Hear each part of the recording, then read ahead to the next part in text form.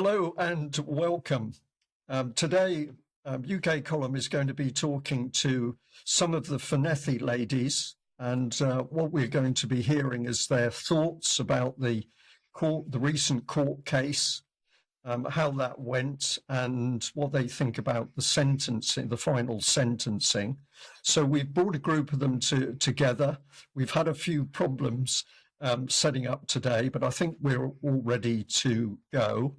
And I want to say that we've got a lovely day here in Plymouth. The sun is shining. It's stopped raining because we've had some pretty unpleasant weather for the last few days. So I think we're going to have a very relaxed and enjoyable chat. It is a very serious subject, but as I said, the main aim is to capture the thoughts and feelings of the Fornethy women about the court case. And if you wouldn't mind, Brian, maybe Yeah, I can give a little bit of background just to review. Please do.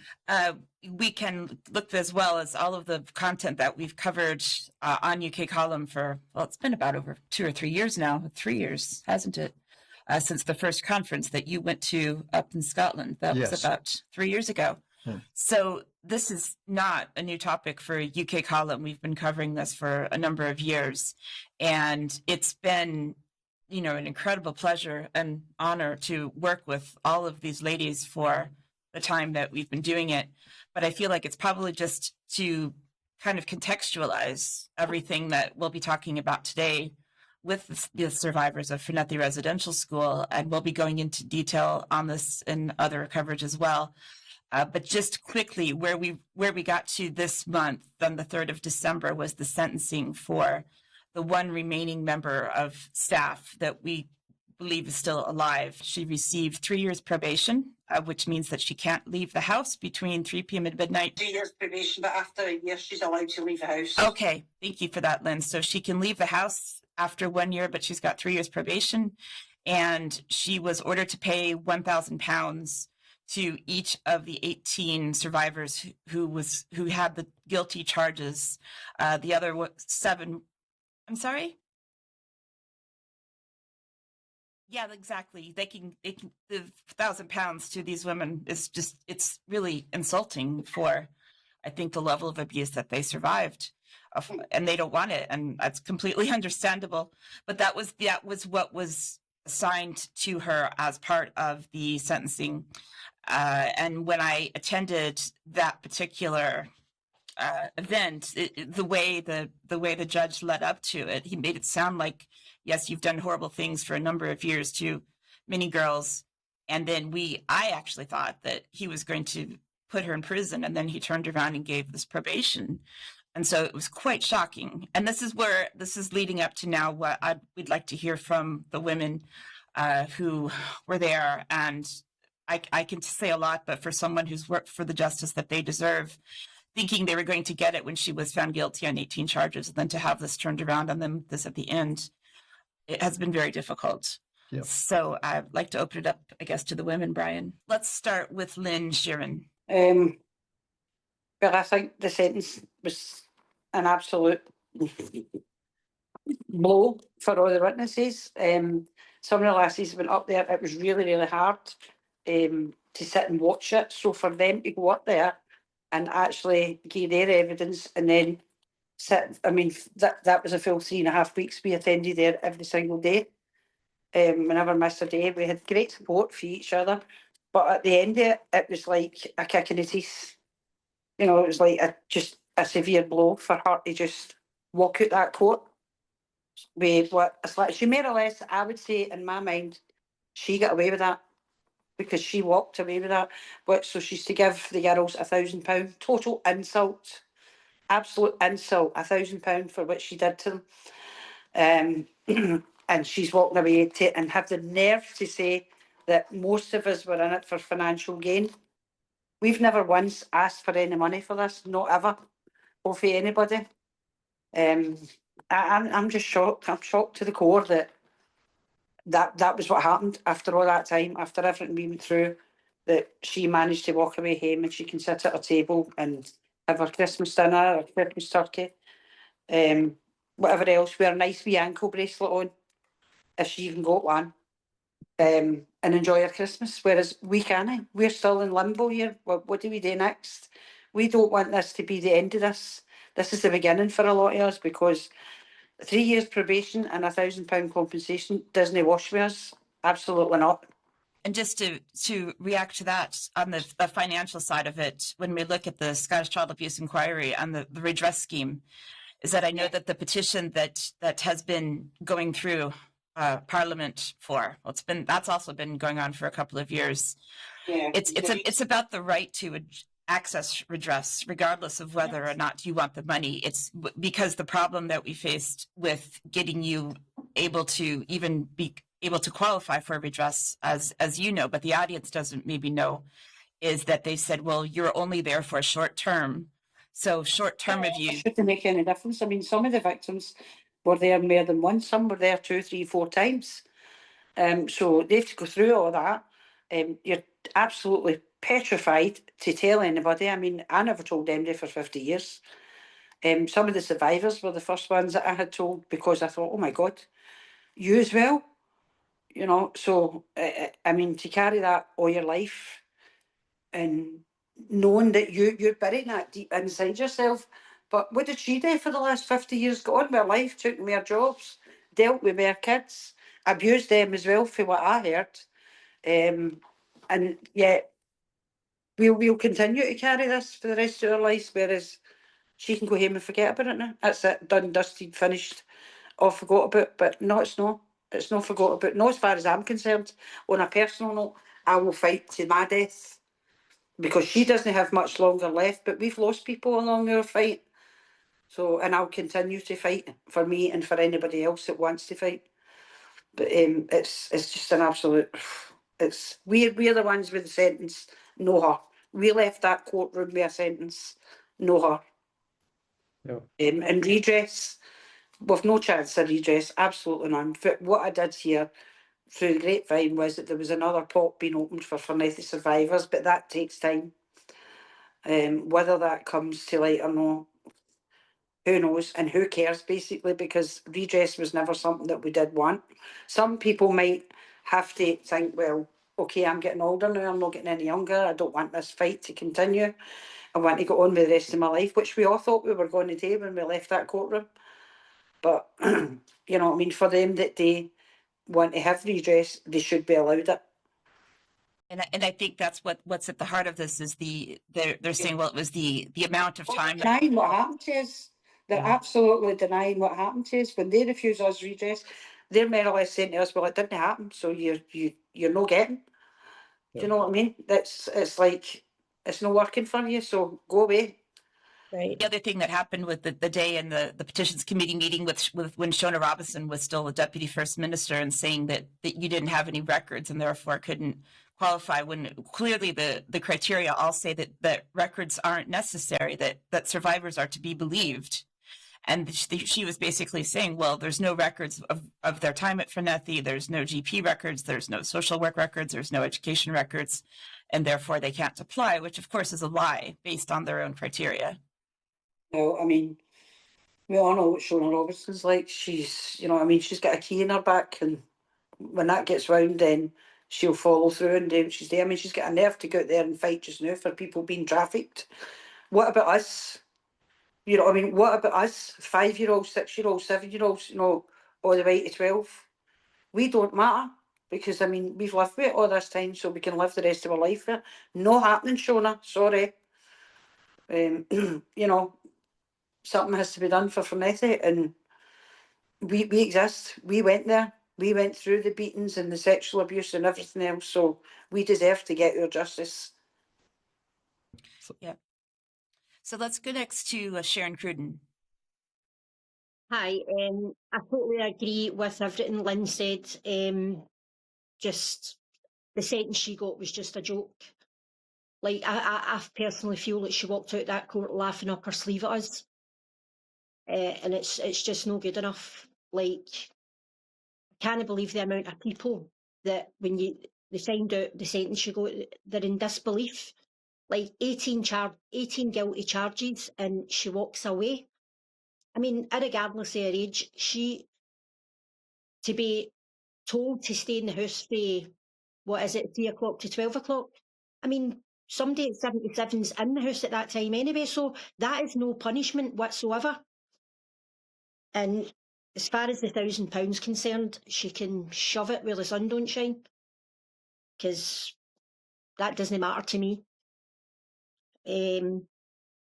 Just, it's no saying much to any other victim that wants to come forward and report any historic abuse, because it's a case of, I'll get away with it, I'll get away with it, and it's just no fair. Yeah, I know I interviewed you on the day of the sentencing as well, and I think something that I heard from a lot of you, and I know because you've been one of the leaders of this group, that you've been right there in the fight at the head of a lot of this, Sharon, as well, and the difference between how and understandably how you all reacted to the guilty verdict, or at least on 18 of the 25, and feeling like you finally had justice coming to you, and then to have this turned around on you at the sentencing. Could you maybe talk a little bit about that? Because it was so good. Was it October when the verdicts came in, and then December, all of a sudden it's like they've taken it away from you. To me, it almost seems like another step towards, yeah. When the guilties came through, we were all a bit surprised, because we were all a bit downhearted about hearing things in the courtroom saying like about capital punishment and all this carry on. And we just thought, she's going to get away with this. So when the guilties came through, we were overjoyed. And then for to wait, like, I don't know, was it 3 weeks or something for the sentencing? And that was a total slap in the face. What happened in there that day? We just thought, what was the point? What was the point in all this fight for her just to walk out of there? And as Lynn says, like, she's going to be sitting at our Christmas table, having her Christmas dinner. I mean, what punishment is that? She's lived her life up until now normally, where we have, every one of us has all had an impact in our life since Fornethy. I just don't think it's right at all. And something that I found as well during the day that I attended with within the trial is that it felt to me like even the solicitors that were supposed to be working for you on your side, they were trying to reframe what was happening. And this was just my opinion, and let me know, and I'd like to hear from all of you as well on this, was that they were trying to say, well, when they showed up, they had to be deloused. They had to be taught how to eat. They didn't know how to use cutlery. They'd never left the house before. They didn't know what they were doing. That it was sort of a positioning of almost like trying to decrease the severity of what had happened, because they were saying, well, these girls were so uncivilized. Feral. Yeah, that's what I found as well. Yeah, that was utter lies. That was just to paint us in a bad light and make out that we were nothing but scum from Glasgow. And it just is not true. We couldn't use cutlery. Come on. I mean, and delouse. Like, we all went for medicals before. If you never passed your medical, you didn't get going to Fornethy. So why would we be deloused? If we were full of lice, we wouldn't have been there, because we would have failed the medical. So I think her lawyer side were just trying to paint us all in the worst light. And that's, yeah, which I found really... Just to try and get her off. But obviously the jury seen through all that. I'm really happy that they did. And it was also great to see a couple of members of the jury attend the sentencing, and they came to see us, when we were having coffee and sandwiches after. And thank you for the sandwiches that you made for the group as well. That was really nice. Those were great sandwiches, and the shortbread was great. But that is one thing that I would say about the group, is that you have all been there supporting each other, despite some ups and downs in the groups. But to see at the end that you can still all come together and at least be there for each other, I think was very important through. Very important. Yeah. Very, very important. Yeah. Yeah. Absolutely. Where do we go next? Francis. Aye, aye. Right. Well, I agree with everything Sharon has said there. Coming from a deprived, so-called deprived area. I went to Fornethy 10 years before the girls here. So I'm supporting them. Although Robertson wasn't my perpetrator, it was Bremner at the time. I was at court to see the sentencing and I was absolutely disgusted. I was gutted. God knows how these girls felt. Absolutely ridiculous. It's like she never gets sentenced. She just got away with it. She's 77. That isn't old for a prison sentence. No way. There's older than her had a prison sentence with the same historical abuse. I don't understand that. She's almost walked away. I'm a pensioner, and it's great to sit in the house from 3 to 12 at midnight. That isn't a punishment at all for her. No way. It was, and the other thing is, I was there 10 years before these girls, and it just shows you the abuse, how long the same abuse went on for. Some of these girls were there in the 80s. I was there in the 60s, 65, 66-ish. And the same things were happening 30 years later. You know, how can she possibly get a 3-year probation for that? 18 charges guilty. Why? It's so... Well, I was gutted and it didn't really concern me, the Robertson thing, but it was awful, awful. And if the rest of them were there, they would have been on that stand as well. You know, just gutted for them all. I really am gutted. But it hasn't changed. It hadn't changed in the 30 years. You know, awful. The same sort of things they were doing. You know, the very same that happened in the 70s and 80s happened in the 60s as well. It was like they carried it on through each mistress, our headmistress, our next teacher. And to think that there was only one that went up in that stand. I know the other ones are dead, but there must have been more staff in that school over that period. There got to have been that's still alive. You know, it's sad, very sad and disappointing. I think the sentence was ridiculous. We were sitting there listening to that, and it looked like she was going to get sentenced. That's what we were hoping for. But the last paragraph of that was gutting. It was just absolutely shattering listening to that last paragraph from the judge. Terrible. Absolutely ridiculous. It was a shame. Francis, I'm really interested in what you've said there, because the fact that you were there, you said from 1965, I think, and Yeah. therefore the pattern of abuse went on. It was provable that the pattern of abuse went on over a very long time. This is Yeah. an obvious point, but when you say it, it really brings it home. So the idea that the girls come in and they're feral, and then they need some regimented system to look after them. The The other thing, evidence was there in front of the court. yeah. The evidence was there in front of the court that a pattern of abuse had gone on over all these years, not just hearsay. That was provable from somebody like yourself who'd been there way back in 1965. It's now 60 years to the day practically since I was there, and listening to everybody else and reading all these things, it's just the same abuse, the very same things that they done in the 60s as what is done in the 80s, and it looks like it's just been carried on. You know, it's incredible to walk away for court, you know, with nothing practically. And I think that's an important point. And I brought this out when I did the report last week on UK Column News, is the way that the media was framing what Baxter did, Baxter Robertson, is basically saying that she was this evil woman that did this, a few mean things. She did some force feeding and she did maybe slap the girls.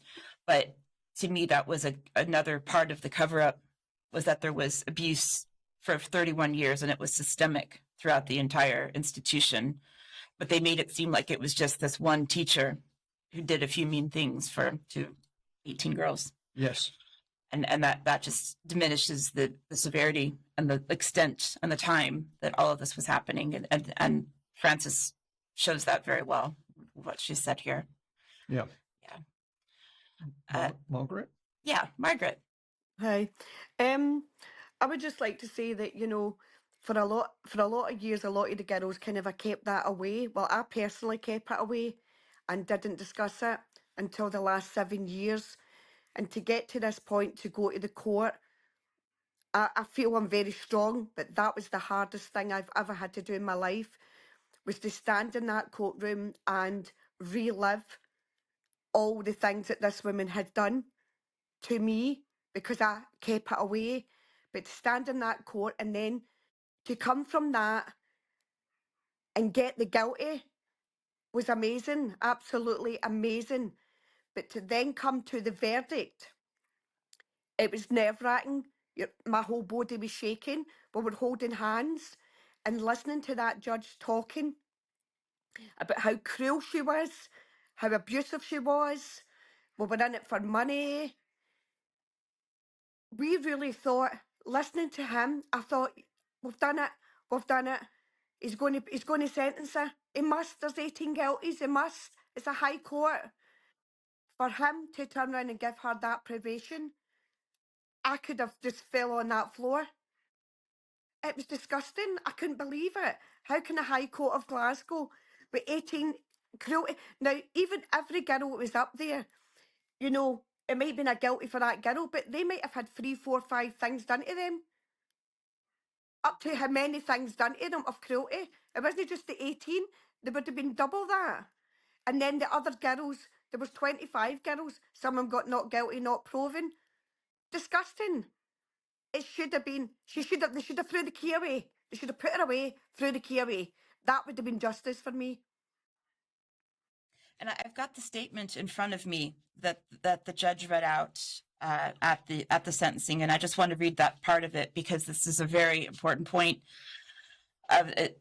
The pre-sentence report that has been prepared notes that you accept, and this is talking about Robertson or Baxter, that you accept no responsibility for the offenses. That was your position at trial, and it is unsurprising that you maintain that position.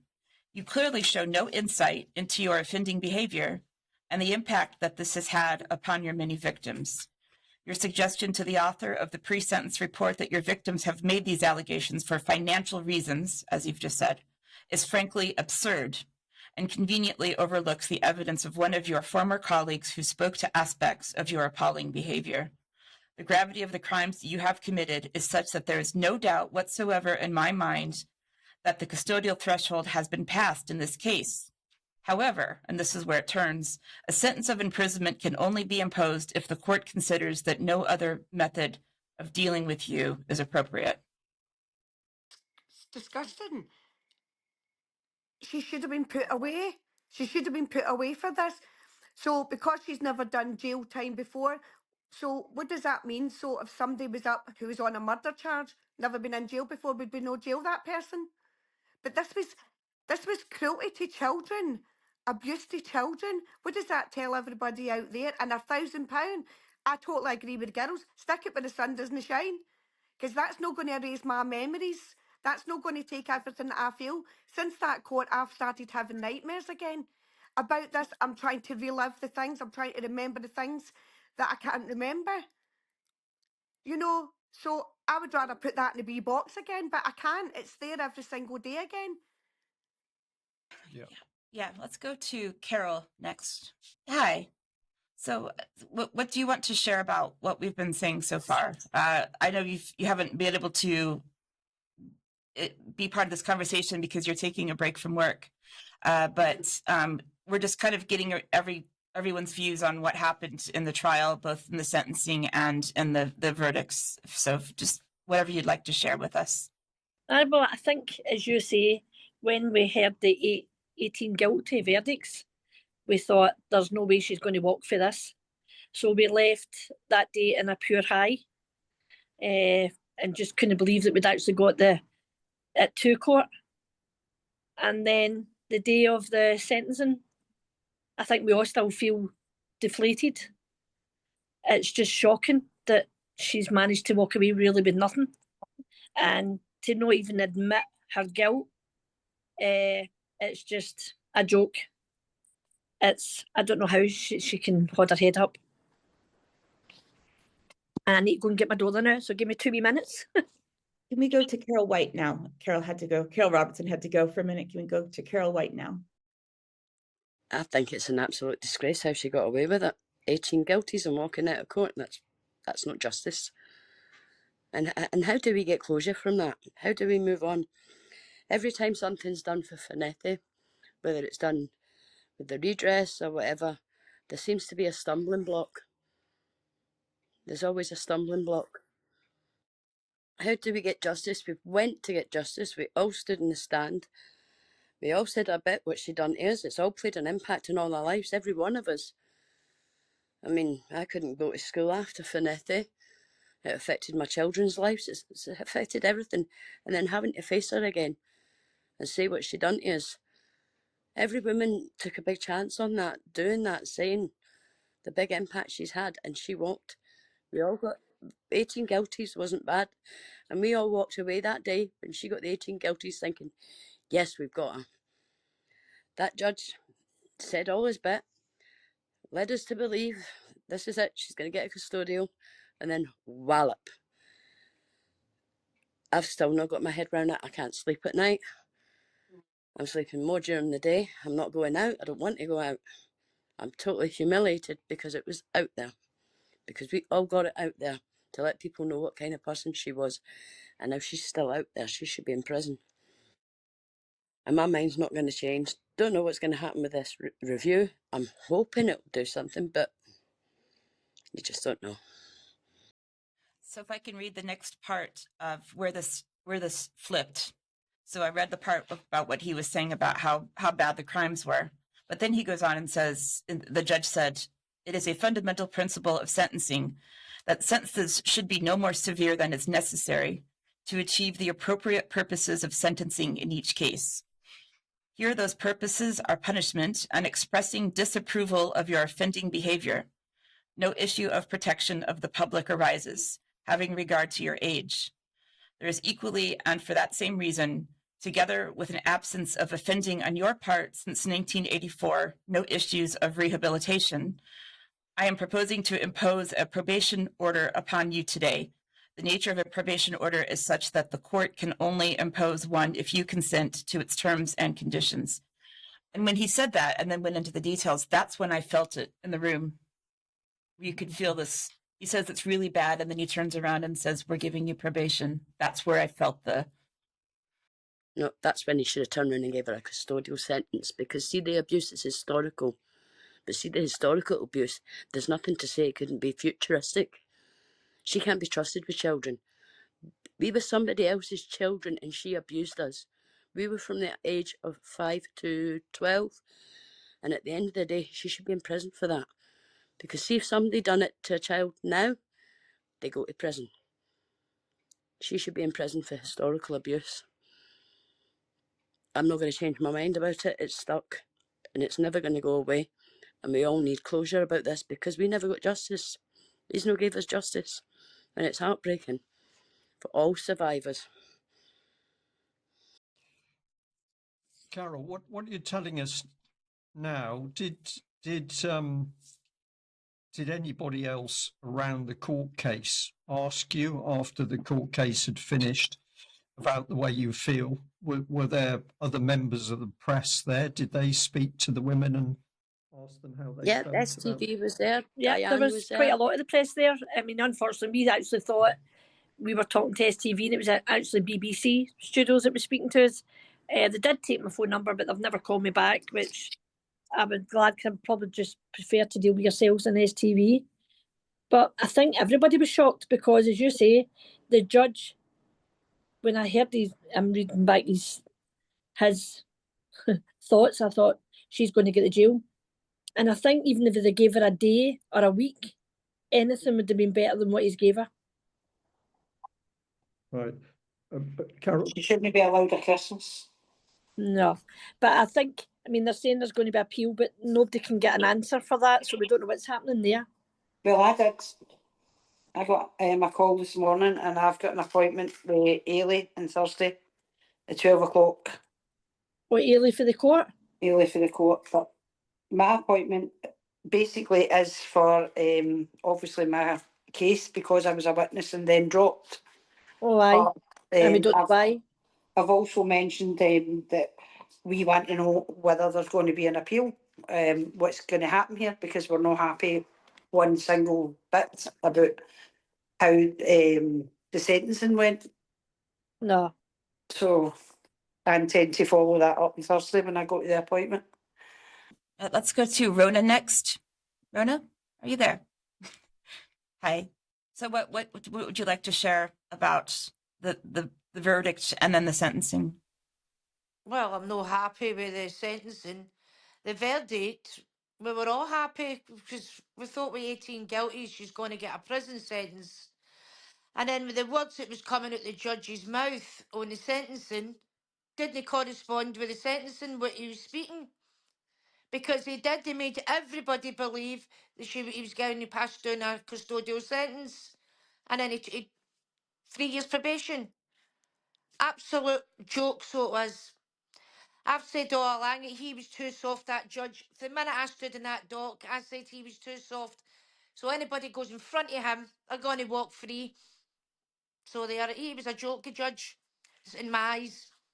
So he was. He didn't pass the right sentence that should have went down to her. 4 years of torture I had with that woman. 4 years in a row. So I did. And then to face her in the dock, say everything. Well, I didn't even get a chance to say everything that I wanted to say. But what I did get to say, I thought would have been enough. But obviously it wasn't. It's just a joke. I don't think I'll ever get out of this. I don't think I'll ever get out of it. No. It feels like a slap in the face. She's walking away laughing. She got her friends to go in the dock and lie for her, saying we needed delousing, and like Sharon said, if we were needing delousing, we wouldn't have went there. That was the whole point of a medical, to check that you were healthy enough to go. And he said that we all needed deloused. We couldn't recognise food except fish and chips. Well, you need to have some amount of money back then to be able to buy fish and chips. So you would have. I just think it's a farce, the whole lot of it, to be honest with you. And I'm hoping that there'll be appeal, but I'm not confident that there will be. I'm not confident there will be. Rona, that's something where the strength of the women, this is just my feeling on it, but the strength of you all to stay together and work together and push for that is very important. But we don't know what else we can do. We're just waiting on the PF who's putting that through. But whether it gets accepted, the appeal or no, don't know. I don't think it will get accepted. I've no confidence in it anyway. No, No confidence in the justice system anymore. I can understand that.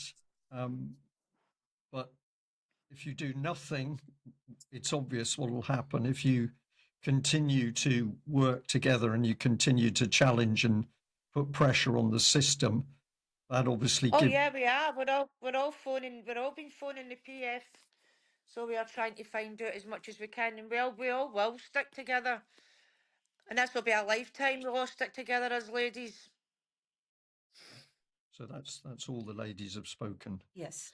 So can I put a question to whoever wants to answer it? But I watched, and one of the things that struck me was that in the way that the proceedings for the case were framed and the way the charges were framed, it seems that they stripped out all of the really serious evidence that have been brought forward. So some of you I know were talking about very serious sexual offences. And I'm being careful with what I say because my knowledge of the case is reasonable, but I may have missed things. But my impression was, I'm going to call it the establishment. So the Procurator Fiscal, the police, the court service north of the border, to me seemed to work to suppress the really serious historic offences. They've then just concentrated on the 18, we'll say the 18 offences, which they regard as also very serious. And then we've come out with this weak, very weak sentencing. But to me, there was a deliberate attempt to hide, to push to one side all of the very serious evidence and recollections I that the totally women agree had. with that. I totally agree with that. They've pushed that aside. Definitely. I don't know why they don't want to hear that. Right. So without asking a question that's going to upset any of you here with us in this conversation, but did any of you give evidence that was of that very serious nature, which was then simply not even brought into court? And that didn't. No sexual assault happened with me anyway. And I went 4 times. It never happened to me. So the ladies that did talk about these sorts of serious crimes, the court simply didn't engage with them. The prosecution didn't engage with them because it would have also brought them into court. This is something that I don't understand, why, when there were other witnesses who were talking about even more serious things taking place, the prosecution didn't even bring those cases into court. Do you know why that was? I think all the ones that had this, I think all the ones that had sexual allegations, I think they should all get together and see if they can bring it further. Because it's only them that can speak for themselves. We can't do that because it never happened to us. But the ones that did happen to, they all need to get together and fight this and get her brought back to court. And do you think it's the case that the women who suffered that type of abuse,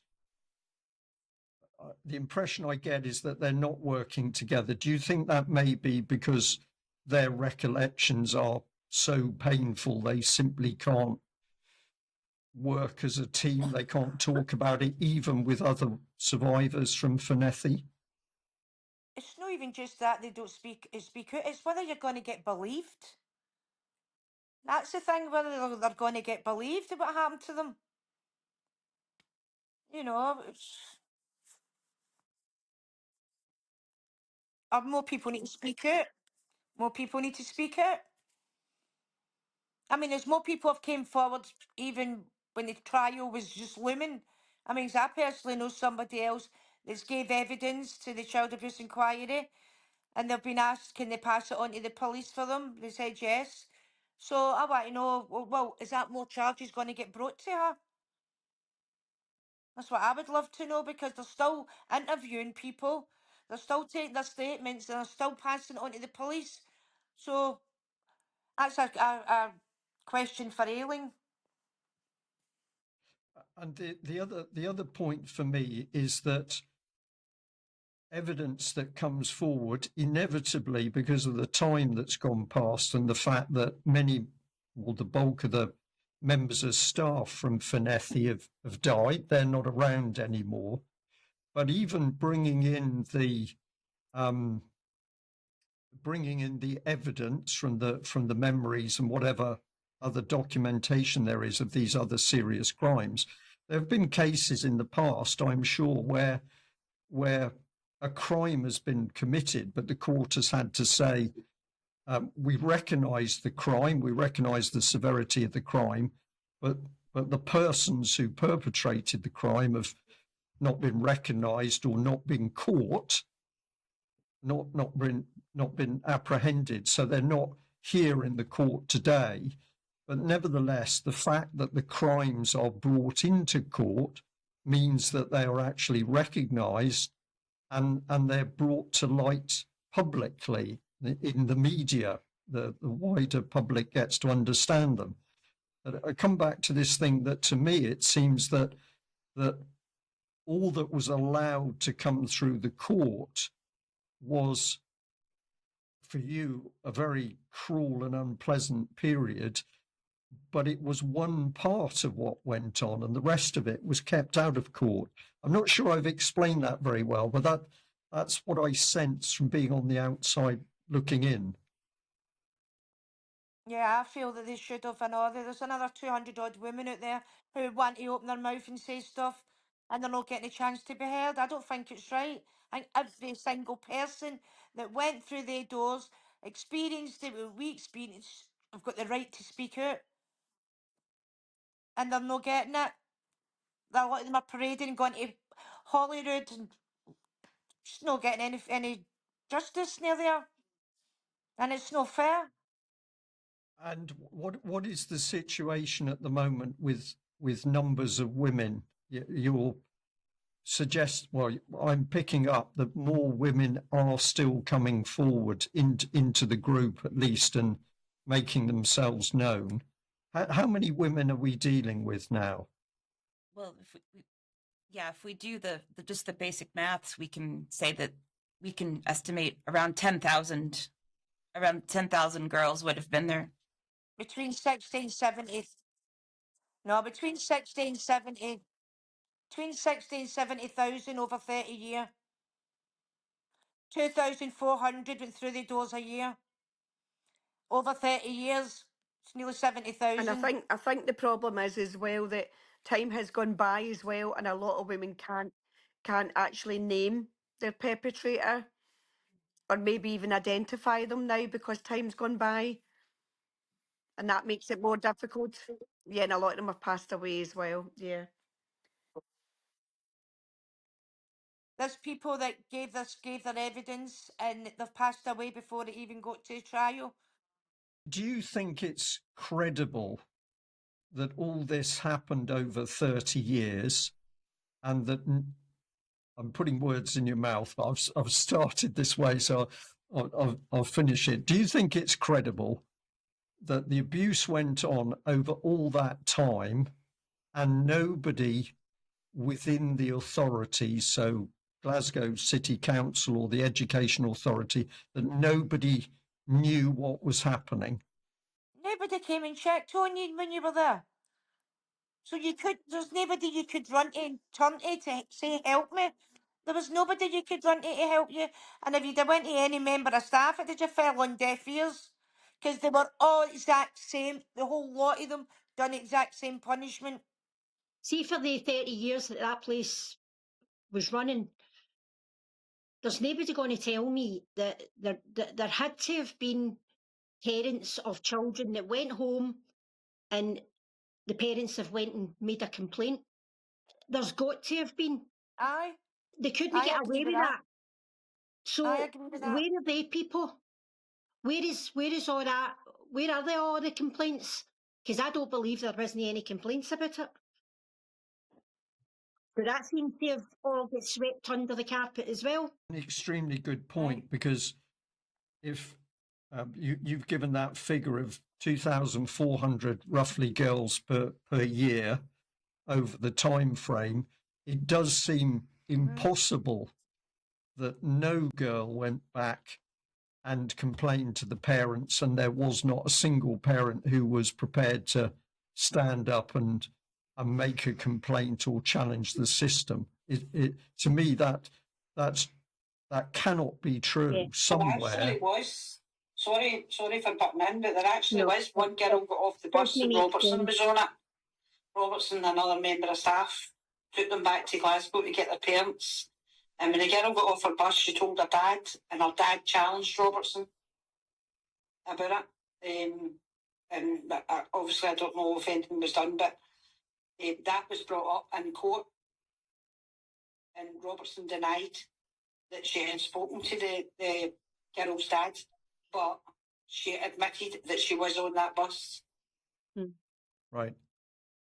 She wasn't supposed to be on the bus, but She she just wanted lied to all the ride way into through. Glasgow, her and another woman, another member of staff. Aye. To go dancing. Right, not only that as well, Pearl Fletcher, she was interviewed before she died, and yet none of that statement was read out in the court. Because I would have loved to have heard what she had to say when she was being questioned. Do you know anything that was in that statement? No, none of us do. None of us do. All we know is she was interviewed, but it was nothing was ever mentioned in the court about it. So this comes back to the feeling that there was very strong manipulation around how the Fornethy court case was brought together and framed before it came into court. Very selective in the way people were chosen. Absolutely. My feeling as an observer is that a cover-up has taken place, and I spoke to Diane very early on and said that my feeling was that the case was being very carefully managed so that there was a result, there was a court case, and one of the people was found guilty, but then gets a very light sentence, and therefore, for the public, well, something took place, and one nasty woman did some horrible things, and she got probation, and then they're waiting for time to just dissolve all the rest of the Fornethy memories, when in fact what should have come into court was the huge scale of what had taken place. And if we are, and I know you might react to this, but if we're fair to Patricia Baxter, it should have been clearly stated that she was just one person in this huge abuse system where all sorts of other people were involved, other staff members, but also the authorities, which had not only set up Fornethy, but they permitted these abuses to happen. All of that seemed to me to be washed out of the trial. Brian, it seems to me that what they've done is use the so-called justice system to prevent justice. Yes, that's, Mm-hmm. In that court, you only seen a fraction and heard a fraction of what actually went on in that place. They should have painted the wider picture of the place to give people more understanding of what it was like, including all the other teachers and whatnot. Because it was a regime. That's what it was. All the abuse is handed down. They all came from the same area, all the staff. They all knew each other and they were Aye, they were all friends. And that's how they get the job with Pearl Fletcher, gave them all the job. So they all went in and done exactly what she told them, followed the exact same rules, exact same punishment. There was none of them, no one was better than the other. You couldn't say that, oh, she was a kind one, she was a kind one, because there wasn't any kind in any of them. No. I think the teachers who stood in that stand and told everyone they saw nothing happened like that. No, I didn't see children crying. They should all be brought back for Aye, and they purgation. should hang their heads in shame. Yeah. Definitely. To protect, because they're protecting a child abuser and their child abusers as well, and they protected That's each it, other. and they're enablers. Understand? Yeah. Well, they should be brought to trial. They should be get done next. Yes. Right. Yeah, definitely. Okay. It's not right. Thank you very much for that. I think we're getting near to the end, and it's been really interesting hearing what you have to say. Where would you? The media hasn't given you a lot of coverage on what's actually happening. It certainly hasn't given a lot of coverage of how you've all felt about things. What would you like to see the UK column do for you? What can we do to help where you are and where you want to be in 2026? Me, personally, I would love for the appeal to go through and for her to be brought Yep. back to court. And even if it's, because she's a year on a tag, so how can she not do a year's prison sentence and then she can be on Yep. probation? But at least get Yep. something, because her going into prison, Yeah. it'll give her a wee bit of their feeling, acknowledgement of what we went through, because that's what it was like. It was like being in prison. And when she hears that cell door shutting, it's like that door shutting us when we went into Fornethy, everything changed. The minute we went in that door, everything changed, atmosphere changed. She needs to feel that, she needs to feel afraid like we felt. Yeah. And what's going to happen next? That unknown, what's going to happen next? What's going to happen next to this Wayne? What's going to happen to me? Is she ever going to see her She needs family to feel again? that. Because that's the way I felt when I Yeah. was in Fornethy. Yes. Oh, Yes. aye, definitely. Yes. Definitely. You wondered Yep. if you were going to get With him alive. 6 weeks is a long, long time for a child. A long time for a child to be away from its parents. Yep. So, and she'll be away from her husband and her family if she's in jail. Even Rona said a year, 6 months, whatever, just to do that time. She needs it. That would give us some it won't comfort. help us. I mean, 'cause I doubt I'll ever forget No, it. but it'll give us, But it'll give us some yeah, comfort. it would.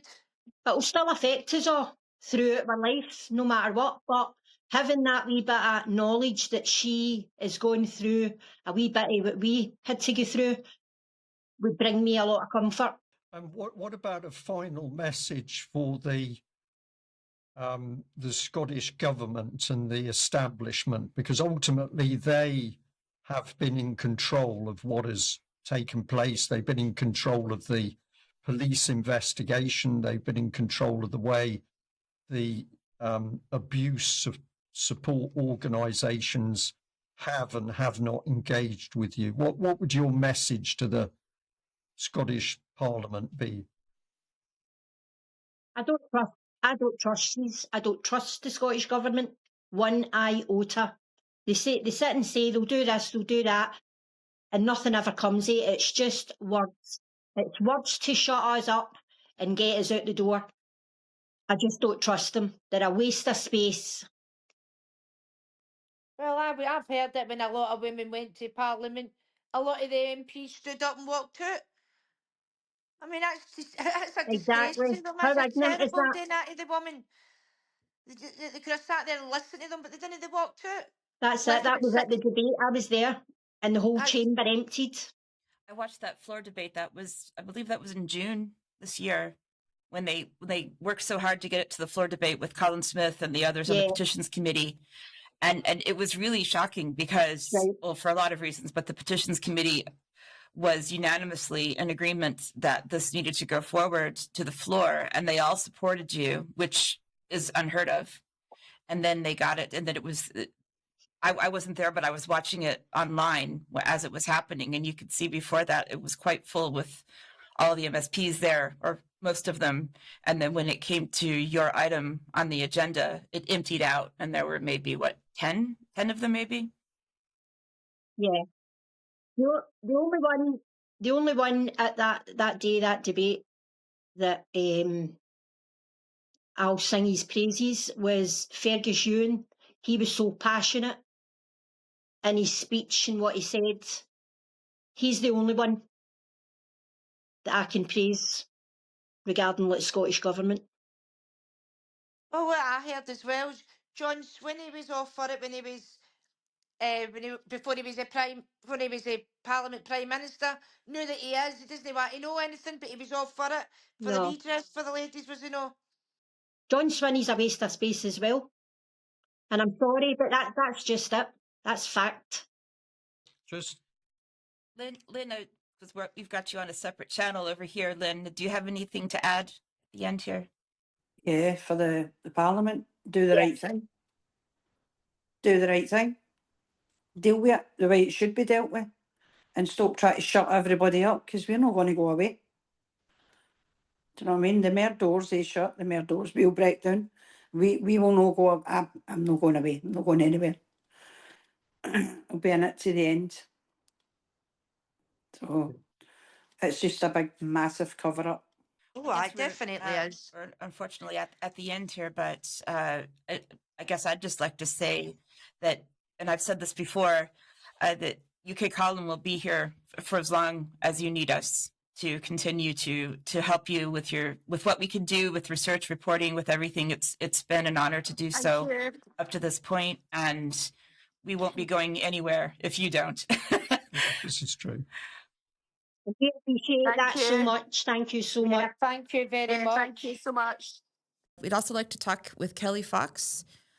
Kelly was part of the trial. She attended both the sentencing as well as the day that I attended the witness testimonies up in the High Court in Glasgow. So, Kelly, I guess if you wanted to start with something that we've heard from the other women is the difference between what happened when you received the 18 guilty verdicts versus the way that it felt when we heard the sentence. So I'd like to hear from you just a little bit about your thoughts about the two different outcomes and the 2 different days.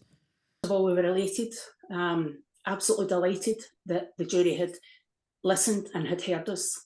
I myself can only speak for myself, but I felt really disappointed in the not provens because those girls have been through pretty much the same as what we've been through, and there just wasn't enough evidence.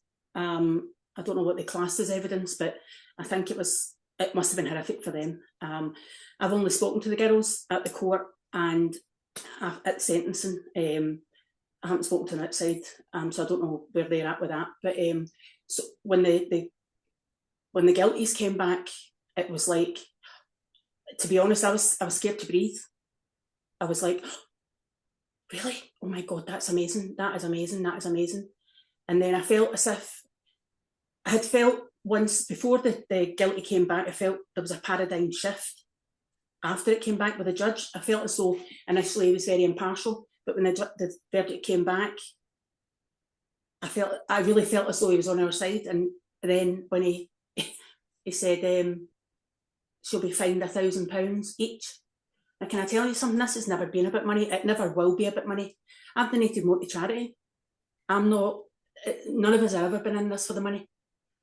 When you count up the amount of money that we spent on coaches to Edinburgh, hoodies, T-shirts, banners, trying to get our plight out there, and for it to be put to us that our suffering was worth £1,000 was just an absolute insult. And when he said that she wasn't actually getting any custodial time, I think we left that court. I mean, you might have noticed there was a very lack of noise, apart from a few of us saying, that's unbelievable, we actually can't believe that. I think everybody was in shock. And then we got outside and I don't think it hit us really.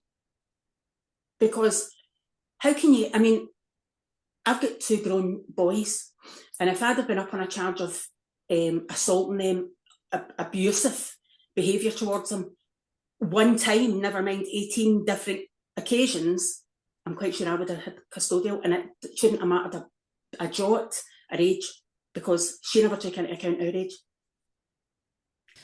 So I would say, thinking about the sentencing day, I felt just the shock of it, right? Like everyone was just saying how shocked all of us were when that came back.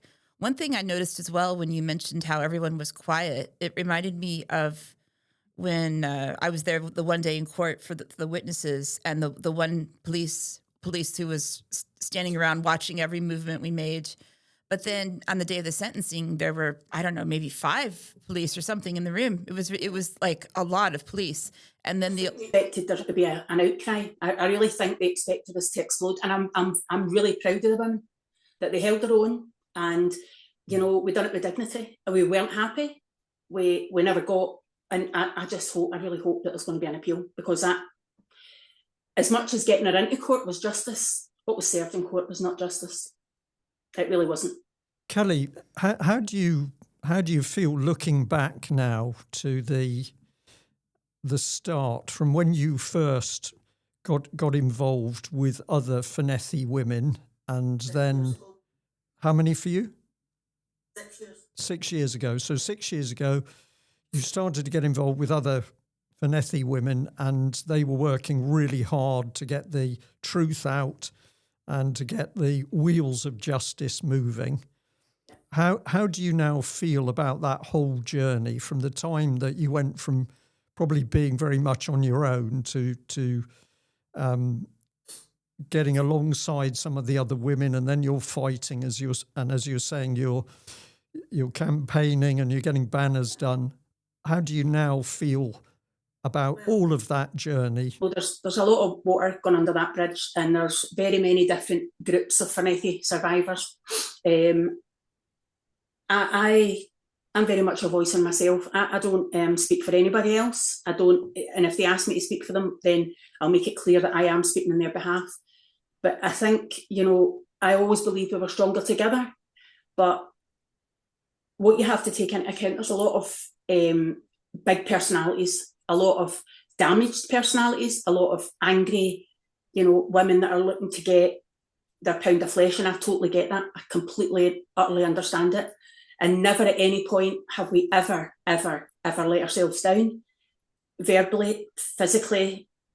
I mean, we've been overcome with emotion a lot of the time, but we've tried to use our pain and our suffering to our advantage and try and get it out there and get people behind us.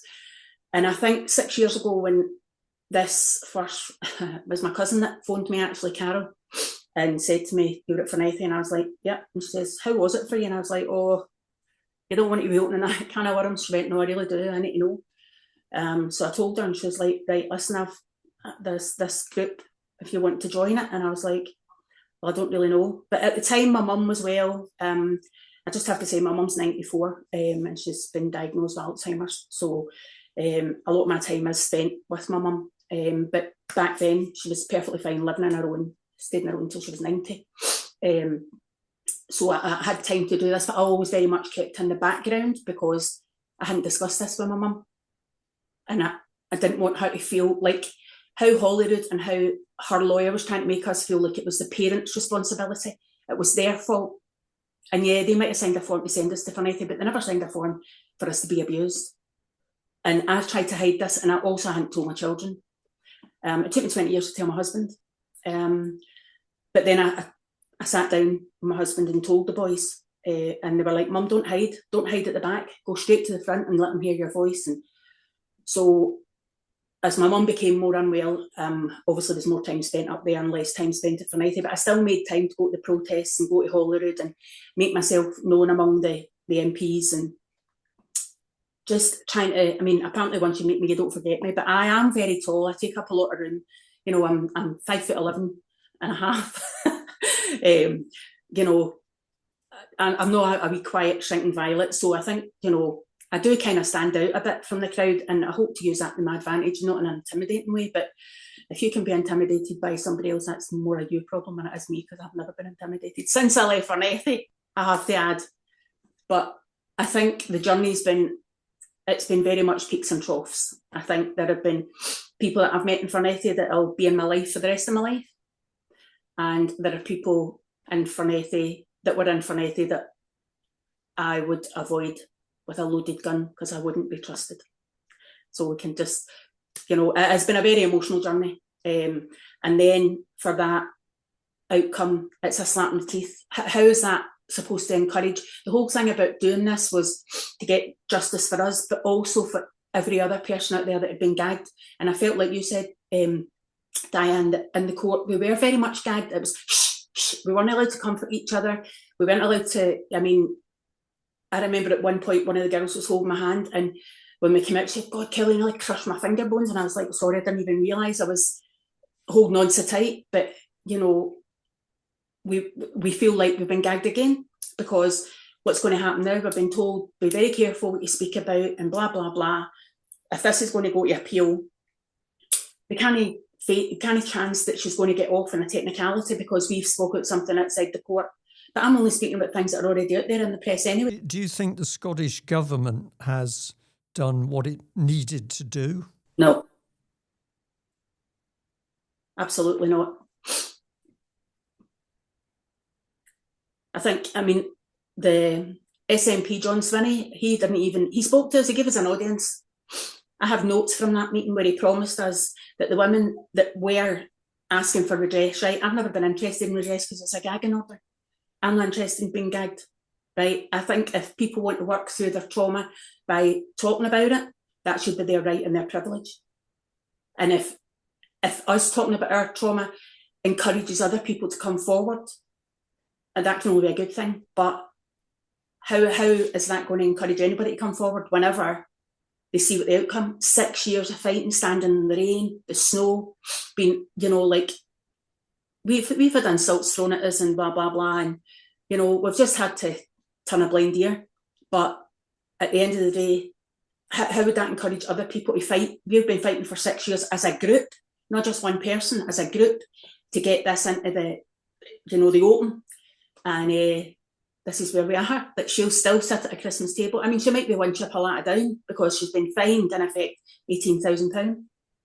Yeah. Now, I've already promised that money to a charity because, to me, it's blood money. I don't want it.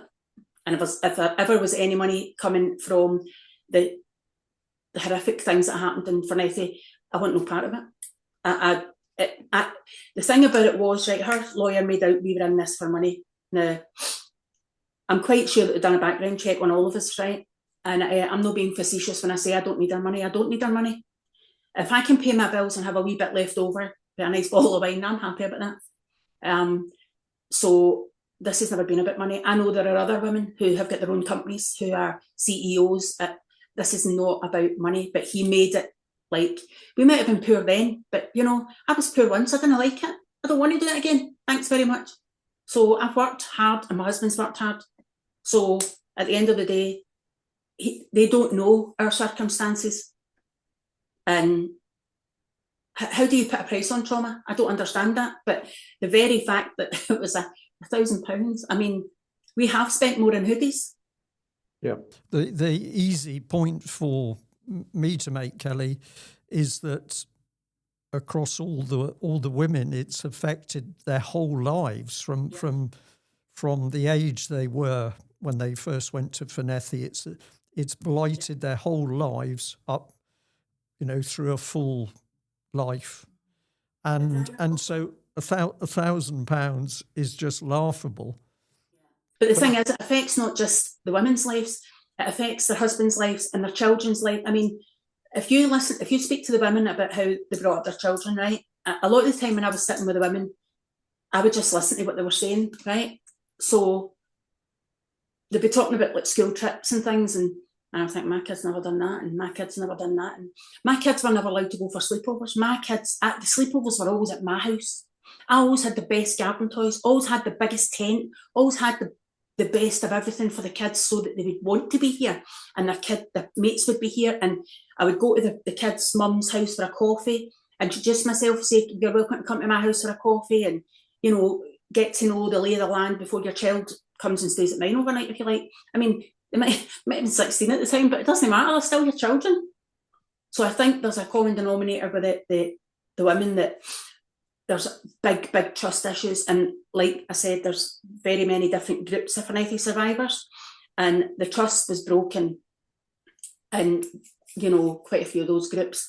And trust is a big thing for a Fornethy survivor, because we went there trusting innocent children, babies. I mean, I was 5 when I was there, and then I was there again at 11. And to say that, we were going on a holiday, that's what we thought. That is what we thought. But every bit of trust and vulnerability was ripped out of us in Fornethy. Do you know what Fornethy taught me? Taught me how to hate myself. Yeah. Taught me that I wasn't worthy. And I can sit properly at a table and I can eat my dessert with a fork and a spoon. But at the end of the day, what you don't eat is getting rammed down your throat.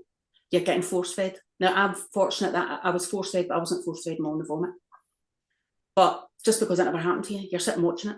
So if you don't eat your dinner and finish it, this is what's going to happen to you. Yeah. So trust is a big thing among the women, and they find it very, very difficult to trust. And when you do trust somebody and they let you down, that's an even bigger slap in the face. And that's why the reactions are so so strong and they're so heartfelt, because you're like, I actually can't believe that I trusted you, I believed in you, and you've let me down. You've done it. That's happened again. Yeah. So Kelly, what about the future? What about into 2026? Obviously, there's the appeal, which isn't fact at the moment. That's something that's being considered. What's your feelings on that appeal and what it might achieve? Well, as I said, I think it's an absolute travesty of justice that she'll be sitting at a Christmas table like every other year, that she's stolen from us, really, in effect. And I'm not that bitter and angry. I'm better, not bitter. But what I will say is that even one day jail time, to people will tell her when she'll go to bed, when she'll get up, what she'll eat, how she'll eat it, blah, blah, blah.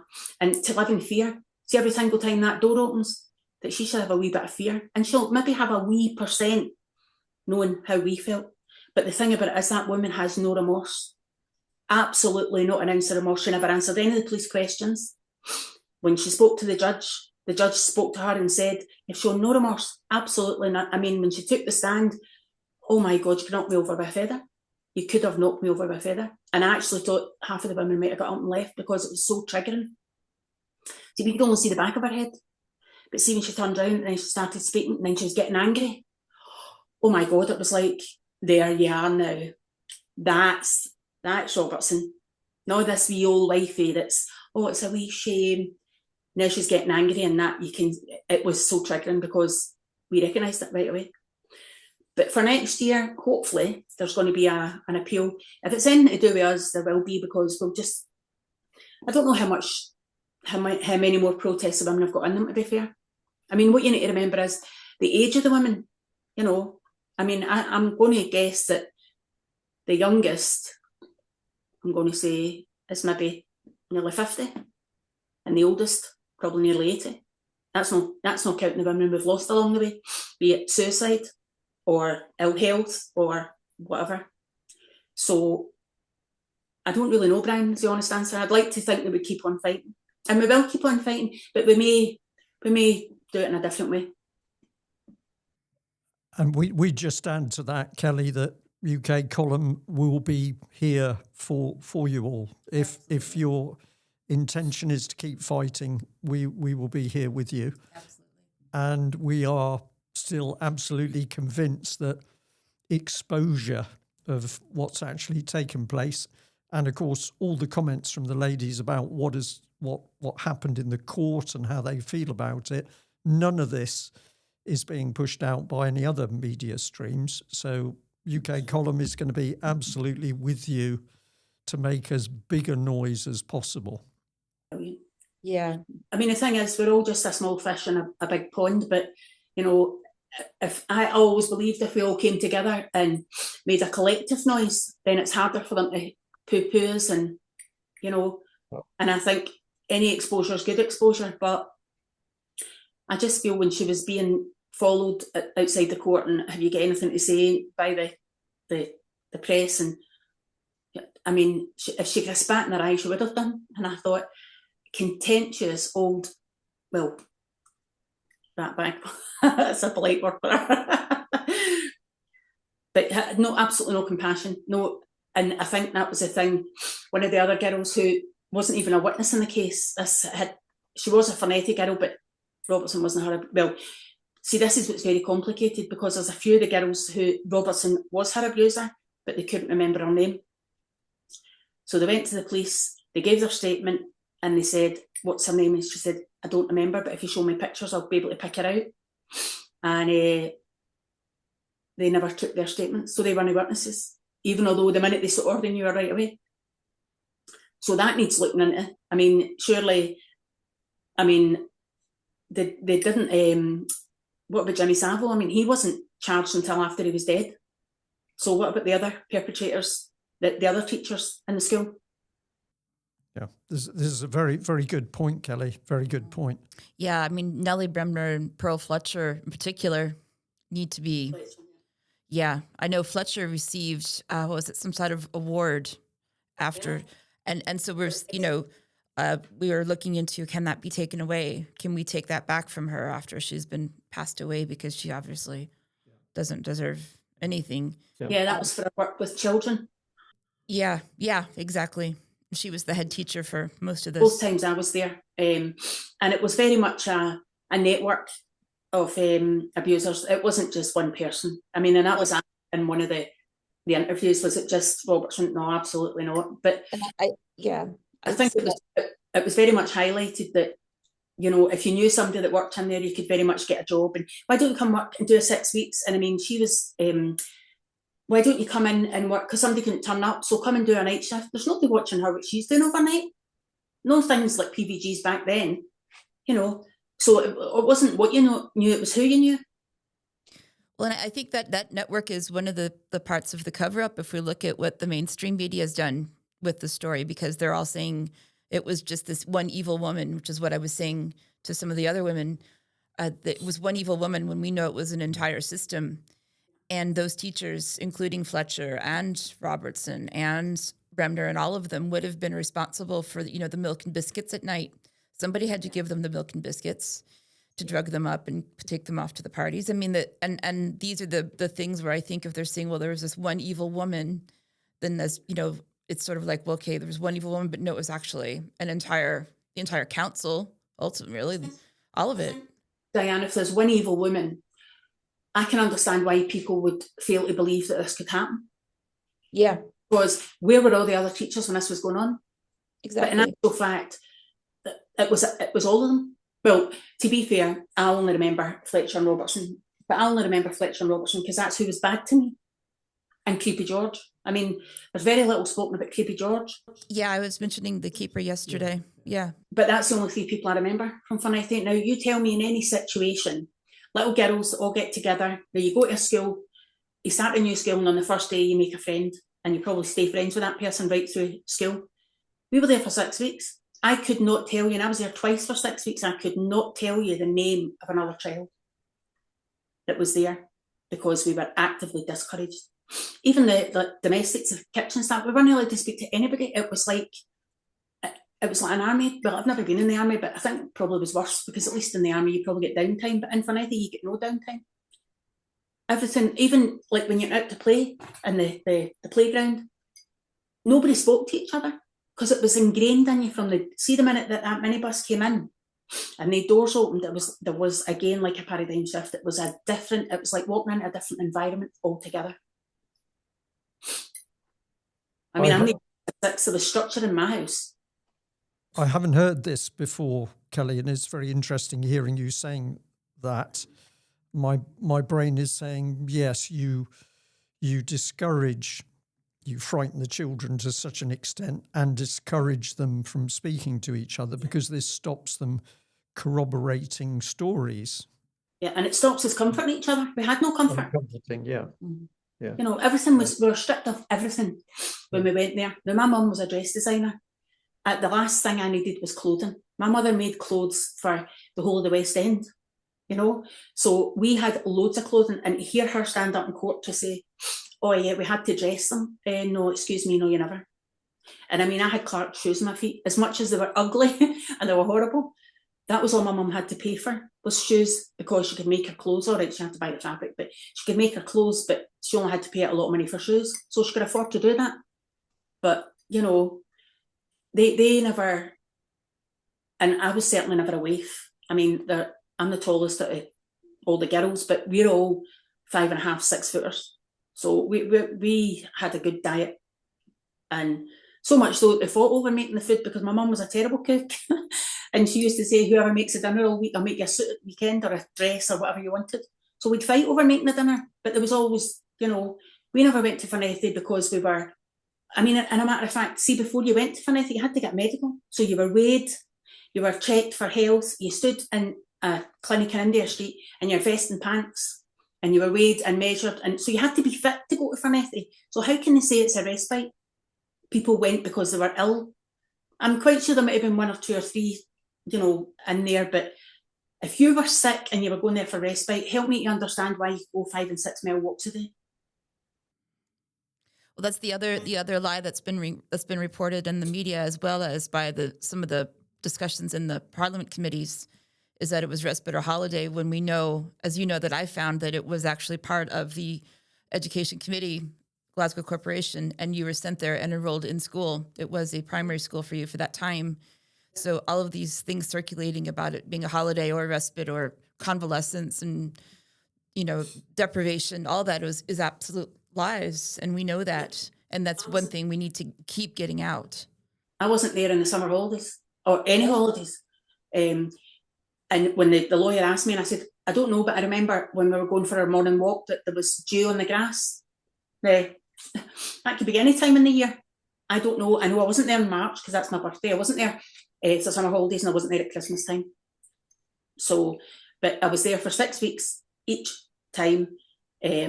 But there was, I mean, one of the other girls spoke about a party the night before she left, and I was like, no, we never got a party. See, the thing about it is, see, when you go there, right? Well, when I went there, my experience of it is, although I was there when I was 5 and I was there again when I was 11, it was like a brand new time each time, because I was in a whole different body, a whole different mindset, you know.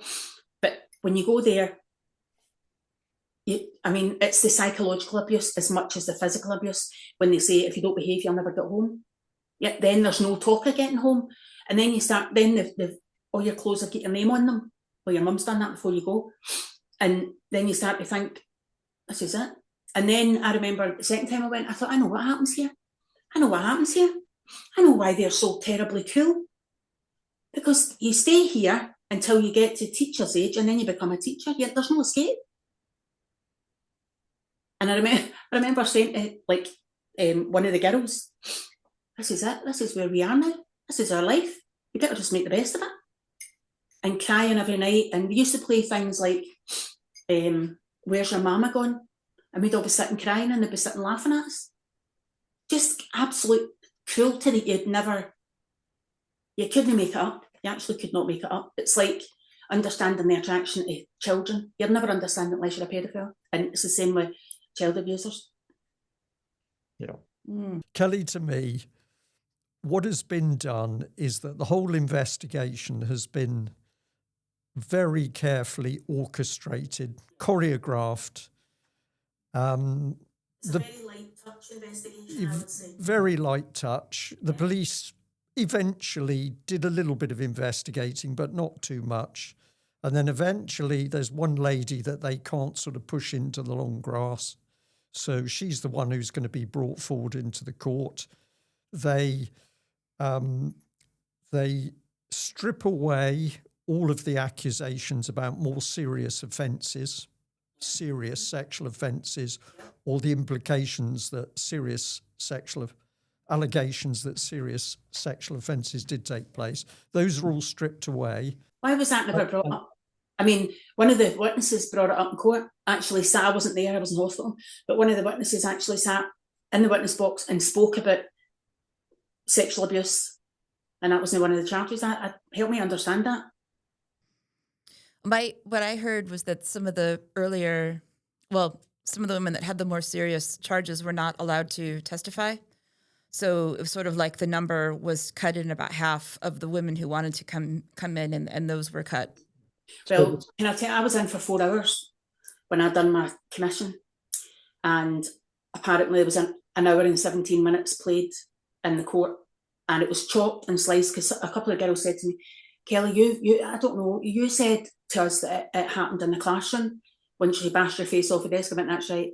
But you said on the tape it happened in the dining room, and I said, but this is the thing that when I spoke to the lawyer, and her lawyer, and he said, you've all discussed it. And I said, no, listen, can I tell you, I'm not about trauma dumping. Right? I don't know any of the girls' story, and they don't know mine.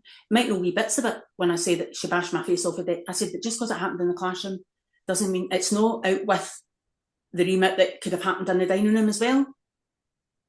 But she said the way your evidence was cut, it looked like you first of all said the classroom and then you said the dining room. And I said, well, I'm not responsible for how they cut my evidence, but there was a lot that I had said that wasn't, I mean, I wasn't, obviously you can't be there when your evidence is given, but just having spoken to the girls, that, because all we done was sit a bit in court, waiting to go back into court, or, you know, but there was a lot of stuff, and I don't understand why the sexual stuff's been shoved under the carpet.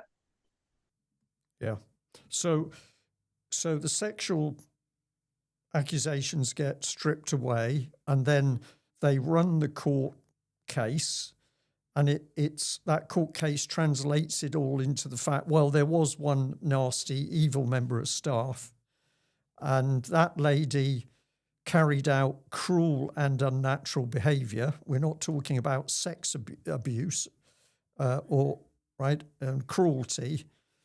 And then the summing up is very hard, and then she's given a very light sentence. And then the whole thing is, well, something did happen at Fornethy, and yes, an old lady did get a sentence, and now it all goes into the long grass.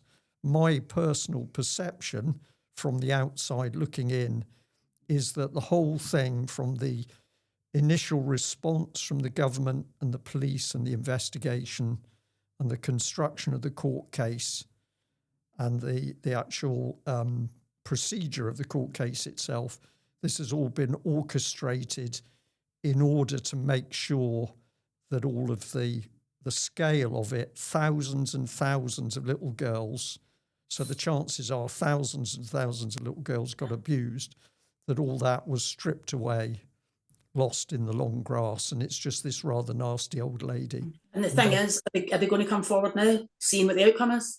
Probably not. Well, maybe Kelly, that comes down to what story, and I mean that in a positive way, what story now comes to light as a result of everything that's happened, including the court case. And I actually think that what all the women have had to say to us has been very powerful. And I also think that if we are going to produce a written report, which is the plan, that's also going to be very powerful, because I don't know whether any such thing has ever been done in any other case. Yeah. Because, like you say, Brian, I mean, I only spoke to Ollie from the Daily Record, STB, sorry. He approached me in court and said, can I have a word afterwards? And I said, aye, okay. We spoke to him first 6 years ago when we first went to Parliament. But like that, they have their own questions prepared in advance, and you don't know what the questions are going to be. So, and it's very difficult to circumvent their line of investigation, if you like. So it's quite refreshing to be able to speak freely. And, I know you've done a bit of work in the background and looking into things, and I totally appreciate it, as do I'm sure the other women. And we do need to keep it out there. We really do need to keep it out there. We need to keep digging, and we need to find out. But hopefully the lawyers will be able to play a part in that. And I think the agenda for the ladies has got to be to come back refreshed into the new year and start giving them hell. Yeah. That's what I think's got to happen. But I think they know that we want an appeal anyway. What if that does happen, or what happens out of it? Apparently it's a very unusual thing to happen. Well, that's good. Doesn't mean it's not going to happen because it's an unusual thing. Yeah, exactly. Well, it's like the pupils marking their own homework, isn't it? I mean, if you don't, exactly. if we don't make a noise about it and say via the lawyers and via the Procurator Fiscal that we do want an appeal, then I mean, they must know we're not going away now. I mean, we've been chomping at this for 6 years. We're not going to just put our hands up and say, well, that must be what's going to happen then. We've been told a million times, go away, we're not listening, go away, we're not listening. We're not going away. We are not going away. Kelly, thank you very much. Yeah, you're very welcome, and thank you. Carol White, let's come to you. How did you feel about the sentencing, as well as the 18 guilty and the 5 not proven? Was it 7 not proven? I felt it was really upsetting for all the survivors that came forward. I know we got 18 guilties, and that was a good day for justice, but disappointing for the other ones that got the not proven. And the sentence was disappointing when the judge had put out the sentence. I feel that he could have done a lot more than what he did. Yeah. And he changed his tune 3/4 of the way when he told Mrs. Robertson that she was sadistic, and when he brought out everything in the court about all the victims and that and what we'd went through. How did you feel about because I know some of the other ladies have talked about this, how there was such, I don't want to say relief, but the feeling of thinking that she was finally going to get justice and you were going to get justice, you know, when this came out, and then the complete difference of how we felt in December when we were there for the sentencing. How did you find that between the two? When she got found guilty, it was brilliant. I was over the moon that we were being listened to, and everybody, the jury believed us, that it was under unanimous, and then in December when she didn't get the sentencing that we expected, it was really, really disappointing. A really upsetting day. It really was. I could feel the energy in the room, just how it shifted from, you know, hearing the judge say, well, you did these horrible things, and then now it's just saying. I couldn't believe it myself, because I had to actually look round the courtroom to tell by people's reactions in their faces. And then it hit me that she wasn't getting sentenced, that she was getting probation, and we were to get paid £1,000, which was an insult to injury, because it's not about money, it's about getting justice. Absolutely. And the trauma we suffered. Yeah. Carol, can I just ask, when did you get involved with the Fornethy group? Just roughly, were you one of the women who was in early on, or did you discover them later?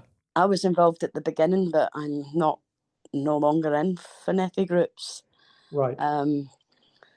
It started off, it was on a forum, and I started speaking to a lady in 2017, and then I put it at the back of my head, and then it came back to me, I think it was 2021, and I met up with the Daily Record, and I think it was STV News, Right. and asked for survivors to come forward and get the justice that they deserve. When you look back at your journey over that, from being one of the survivors out there, probably not knowing where the other girls were, you weren't in contact, and so you make contact, and in 2017 your journey starts with the other ladies who are trying to do something. When you look back now, following the court case, how do you feel about things? Was it? Are you still pleased that you did what you did? I'm pleased because it got Fornethy out there, and I'm pleased because the police found Mrs. Robertson. I'm upset that the other teachers got away with it, and the four that were at court stood in court and perjured themselves, I think it was 4, and that Mrs. Fletcher died. I'm really upset about that, because she should have been there with Mrs. Robertson. Yeah. And I'm happy that we all started the journey, because she had to be punished for what she done to us. Because it's child abuse at the end of the day, and it can't continue to go on. It's still going on, and it needs to be nipped in the bud now. Because it's not just about historical, it's about what's happening in the future. And it's causing futuristic harm to children now. So nip it in the bud now and get it out there and show what's happening, and get the ones in prison that have done it historical, and show an example that this is going to get stopped. Yeah. When you say that, what comes into my head were some of the closing comments where we asked the group, which included yourself, but we said, you know, how do you feel about the Scottish government's approach to the whole thing? Do you think that the Scottish government has taken this seriously? Do you think they have done enough? I don't think they've done enough at all. I think it's all to do with the Scottish government blaming the state. They're all blaming each other, when maybe they should just all put their hands up and admit to the mistakes they've made, and give us the justice we deserve, and start moving on. Yeah, I have never experienced anything like the abuses that the Fornethy ladies have gone through.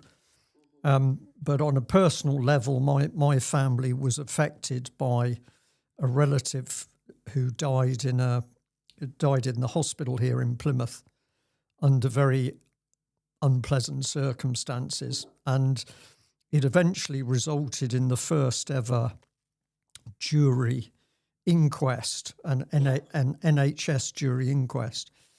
And at one point in that inquest, the hospital consultant who'd been put forward by the the hospital management to be their spokesman at the inquest, he got to a point where he stood up and he said, I've listened to what's being said, and I think the only thing that I can say is we're sorry.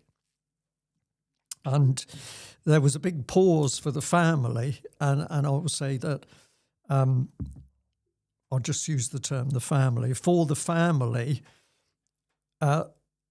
this was the first time there was any concept that the hospital, the NHS organisation, recognised what it did and actually said, we're sorry. And that sorry made a huge difference. We didn't take any compensation out of the NHS. We could have done lots of things. It's something you don't get a lot of as well, an apology. Yeah. An apology. And so I can't possibly grasp what it's been like for the Fornethy women, you all as survivors. But in my head, I thought, yes, there hasn't really been any recognition and apology from it should be a handwritten apology as well. Yeah. So one of was it Glasgow City Council did make an apology, but it was very short and it wasn't very meaningful. No, it was more like a box ticking exercise. Yeah. Because at first they were in denial, weren't they? Because the establishment didn't exist, but it did exist. As soon as you walk in the doors of Fornethy, you know it existed. Yes. Fornethy was betrothed it was given down by the Coateses, so it was bequeathed. Absolutely. Down from Lord Gantana, so on and so on. The building was gifted for a residential school, so they knew what they were doing. They were starting off the regime. The moment you say that brings us back to the point that because of the scale of the thing, the number of little girls that went through the establishment and the length of time that took place, it's simply inconceivable that the authorities had not heard something. There hadn't been rumours or there would have been rumours and they would have denied it and keep denying it and try to hide it and brush it under the carpet. And the other thing I'd like to ask you is that there were a couple of the Fornethy women that said that the whole experience of the process leading to the court case and the court case itself brought back memories that were bringing very bad memories back into their heads. Yeah. Do you flashbacks? Yeah. Do you come away from the court case? Do you come away feeling that, okay, you haven't got the result that you wanted, but you have achieved a lot?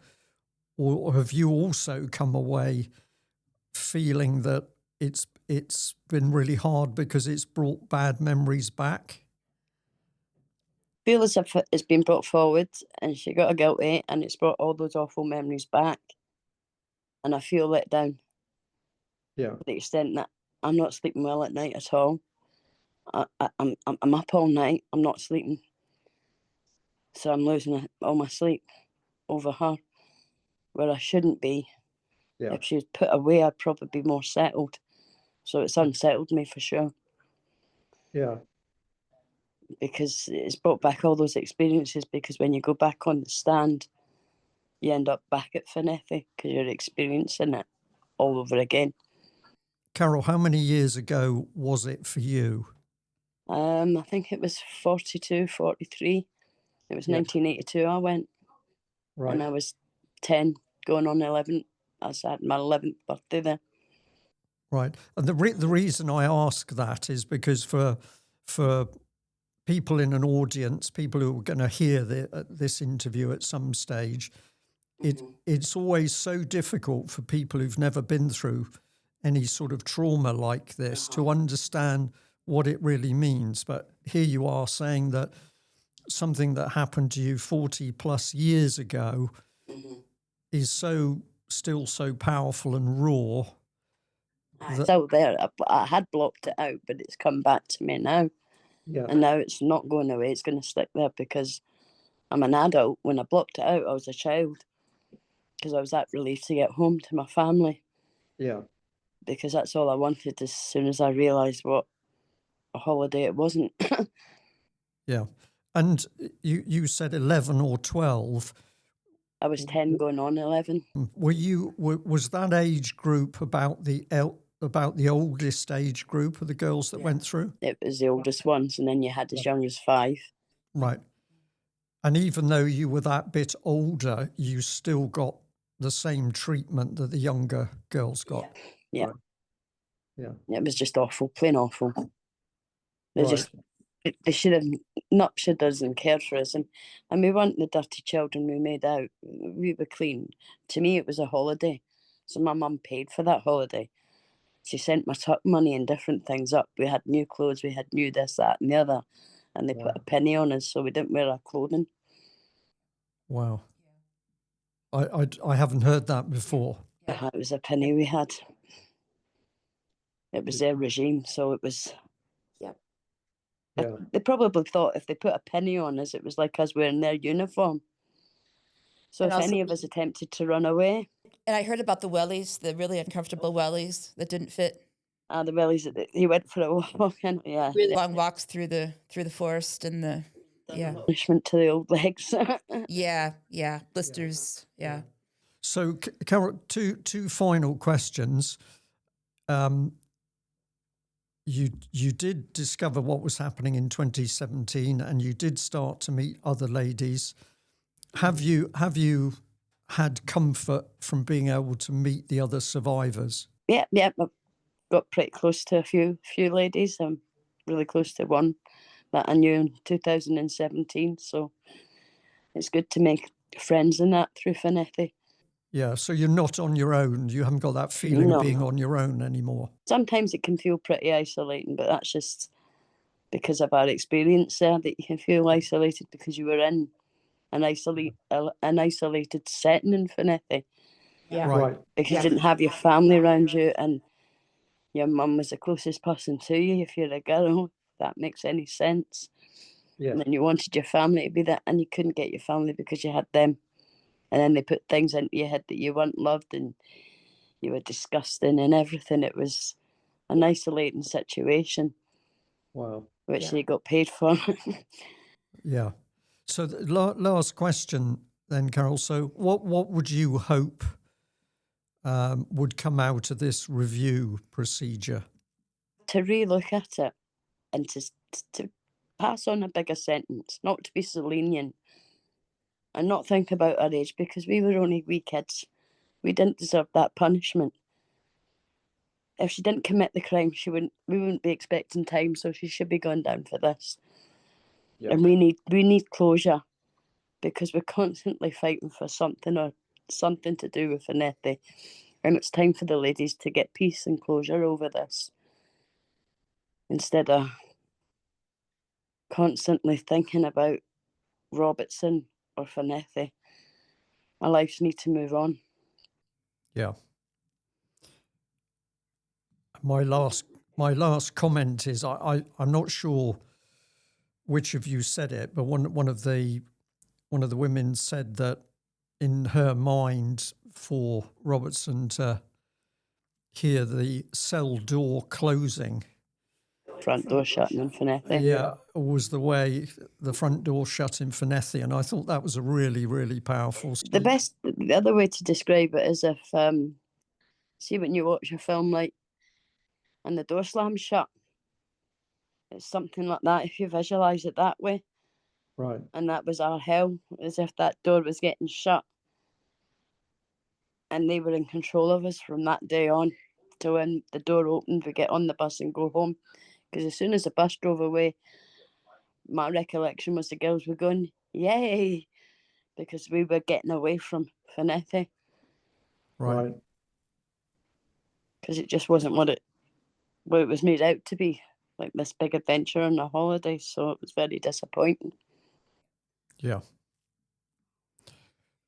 That's really excellent. Is there anything else you'd like to say No, to that's it. I just hope and pray that she does get sentenced if they do review it. Yeah. And I think that Lord Colbeck made a mistake.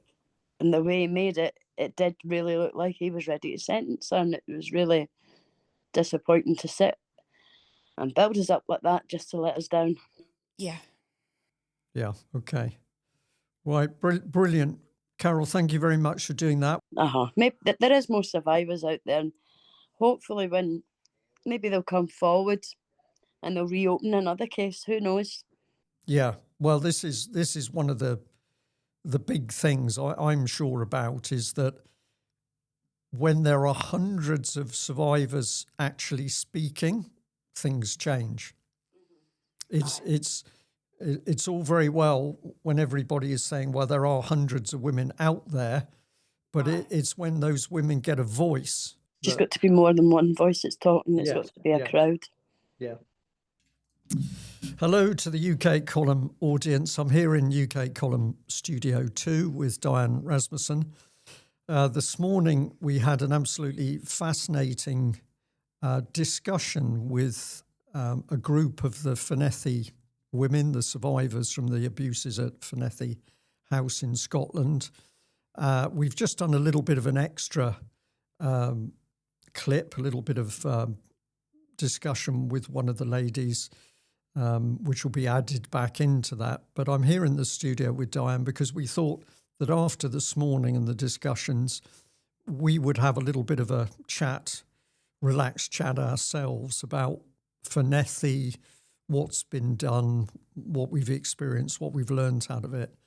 A little bit of a summing up on the case itself, and also the experience of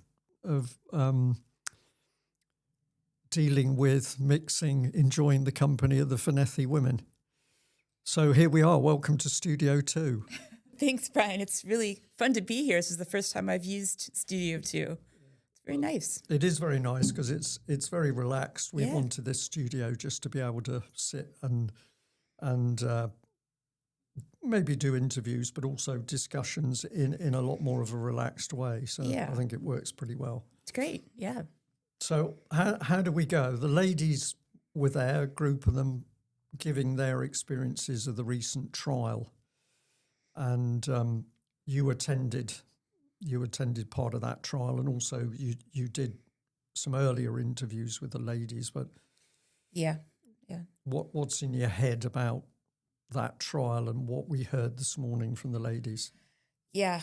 It definitely brings back, my attendance of it, as well as thinking about their experience, because even as someone who's not a Fornethy survivor, I found it difficult to sit through those 2 days. So the day that I went to listen to the trial with some of the witness testimonies, even though it was supposed to be the solicitor on the side of the survivors doing the questioning, I still found it to be quite disrespectful to the survivors, not only the ones who were on the stand, as well as one former member of staff that they talked to, but just being in the kind of what do they call that area, the public area where they're allowed to sit to watch the sort of the public gallery. Yeah. There was a policeman who was there, who these women got to know because he was there every day, because they attended every day of the trial. But I was not expecting, because I've never attended this kind of thing before. Even for me, it felt very intimidating because the policeman was watching every movement that we make. So they basically looking for not just any emotion or expression, but just even controlling our movements. So I reached, at one point, I was reaching over into my handbag for something, and he came over, "You're not allowed to do that." I said, "I'm just reaching into you can't do that. You couldn't have bottles of water. You couldn't have any large bags, so I understand like the going in as sort of the airport screening, making sure there's nothing dangerous. But then once you're in the room and he's watching every single movement, and at one point, one of the ladies started to cry, and he tapped her on the shoulder and told her to leave until she could compose herself. It was almost like you couldn't even be human in the room. So this was we could say, tightly controlled court case, or a highly controlled court case. And in my mind, for that to happen, the state, the judicial system, is frightened of something. They are frightened of the public who are attending. They think the public are going to do something. And if they're frightened of the public, they understand the severity or the seriousness of this case. Yeah. And yet the big thing that the women told us earlier on was that their disappointment over the case was that the member of staff was found guilty on 18 counts. The judge did a very detailed summing up in which he clearly identified the severity of the abuses. And then when he gave a sentence, the sentence was very light. It was not a custodial sentence. Right. And those events seem to be the key events which have really disturbed the women. Right, absolutely. And the most serious charges were not proven, as they say in Scots courts.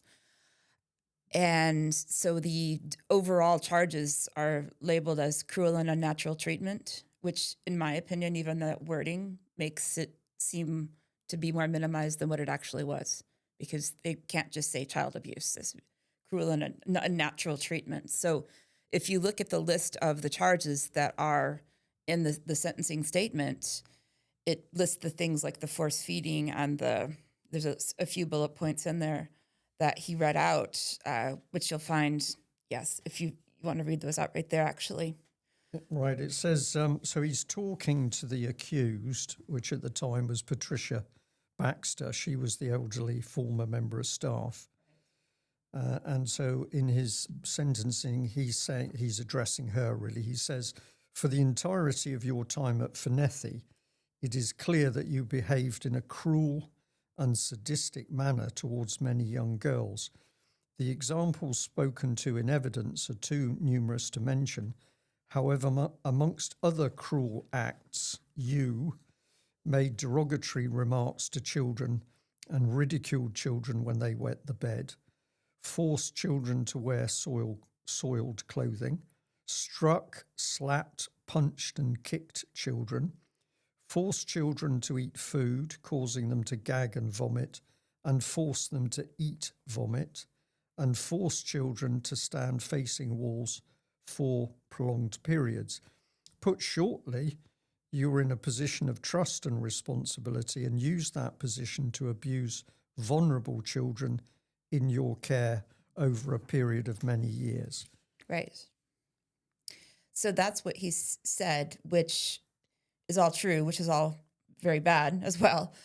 But when we look at the larger systemic patterns of abuse and some of the sexual charges that came up against Robertson, as well as what happened in the ways that would not have been recognized because of the way the trial was constructed against one woman. Yeah. So if we think about even the sexual abuse charges that some of the survivors have told me about, for example, just touching the girls to see if they'd wet themselves. And this is one of the things that it's one of those things where they could say we don't have evidence, but there have been some things in previous investigation that UK Column was doing previously where they may have been drugged at bedtime. So there were, for example, the milk and biscuits. They'll all talk about the milk and biscuits if you ask them if they remember what was in the milk and biscuits. And you're saying the milk and biscuits because the recollections of the girls is that often once they'd had the milk and biscuits, they didn't remember much. Right. So then that would be at bedtime and they were required to eat them. And so there's questions about the medications that maybe could have caused them to start wetting the bed, because a lot of them said that they didn't wet the bed before they went to Fornethy, started wetting the bed when they were there. So either is it because of whatever they were given? Is it Or the stress? stress, The stress. So of course they got punished for wetting the bed. But then also the ones that remember sort of waking up in the middle of the night in, we'll call them parties, for what we think may be, establishment men who were there doing to the girls whatever they wanted to do. So they have some of them very vague memories of smelling alcohol or Smoke. Some of the worst things possible, which you can imagine, of course, happening to them, that they remember saying, well, I didn't know what sex was before I went to Fornethy, but somehow I knew what sex was by the time I left. Right.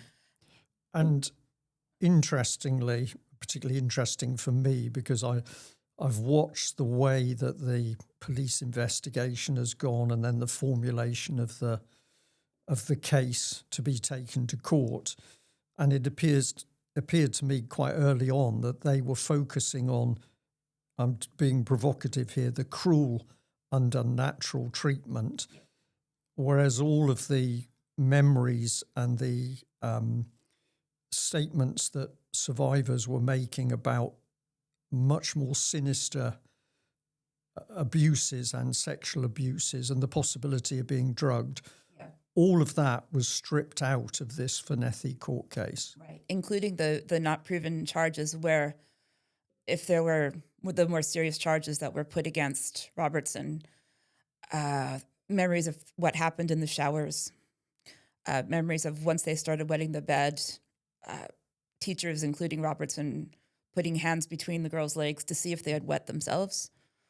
All those things that could be considered sexual abuse, those kinds of things were the parts that were not included in anything that she was found guilty of, as well as whatever their role would have been in getting them delivered to these men and the parties that happened. So, they would have had to have been the ones to give them the so-called milk and biscuits if they were drugged and put to sleep. The teachers would have had to do that, and then to have them be delivered to whoever was there. There's because quite a few of the women did talk about a man, or maybe it was men, but a man being present sometimes at shower time. Yeah, right. And as well as there's an article from, I guess it might have been 2023 on the UK Column website that David Scott wrote about Nicholas Fairbairn and potential connections with him being at one point potentially the most powerful man politically in Scotland, and his role, and was he there, and who were his connections, and who were these other men that might have been present. We know we can't make any potential claims. We can't prove anything, but it is worth noting that Jimmy Savile had a house in Scotland. It wouldn't have been that difficult for him to have been involved.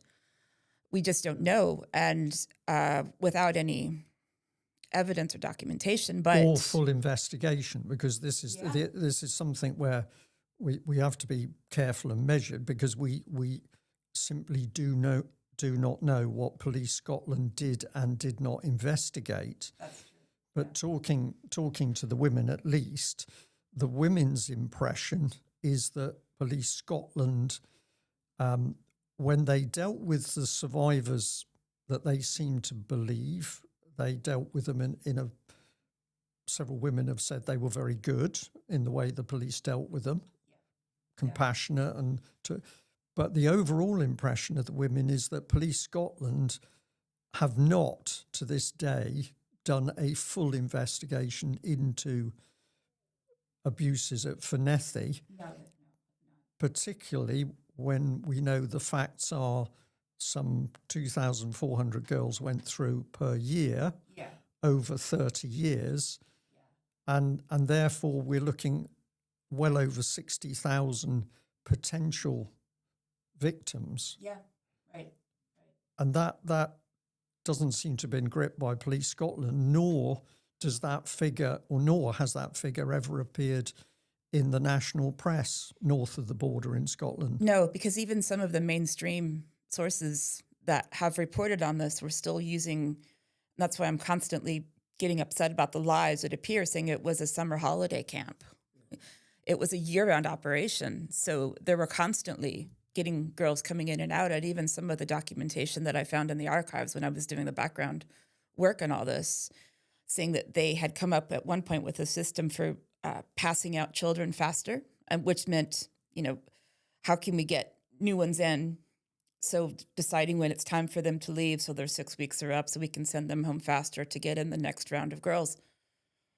What's the motivation for that? Why do we want to get different girls in and out faster, right? And increased turnover is the, commercial terms. Yes, and of course the other thing that we've heard from some of the women is that they went there several times. It wasn't just that they did one. They went and had a terrible time, and then the next minute or the next year or a couple of years later, they go again and again. Right. And, going between the ages of 5 and 12, so that could have been over some of the most formative years of their childhood when they would have gone 2 or 3 times. So I can't imagine going the first time when you're 5 and then until 2 years later going back again, or whatever the pattern was. And also the loss of their education. So they weren't taught anything when they were there. They were taken out of their primary school where they would have been getting their usual maths, English lessons, and then they were just there officially enrolled in the primary school because it was under the control of the education committee, but there was no education happening. So overwhelmingly, the women have expressed intense disappointment at the trial. They are clearly very, very upset that having gone through the trauma, and it was trauma for them to relive memories and sit through the court case and see this woman that had abused them in the flesh for the first time in many years. This was very, very emotional and damaging to them. And then the judge sums up where he clearly appears, we can read it in paper, he grasps the severity, although there's no mention of child abuse. Right.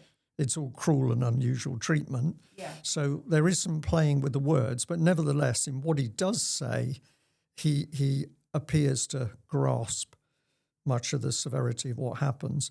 And then he suddenly switches and she gets a non-custodial sentence. That really has upset the women. That was the turning point in the sentencing day where, we had to be there early in the morning and there was a lot of anticipation. It took a long time to actually get into the sentencing, and it started, I think, later than it was expected because there were so many women that were coming in. So we had to go through all of the normal security screening, and they were particularly going through everyone's bags in tremendous detail.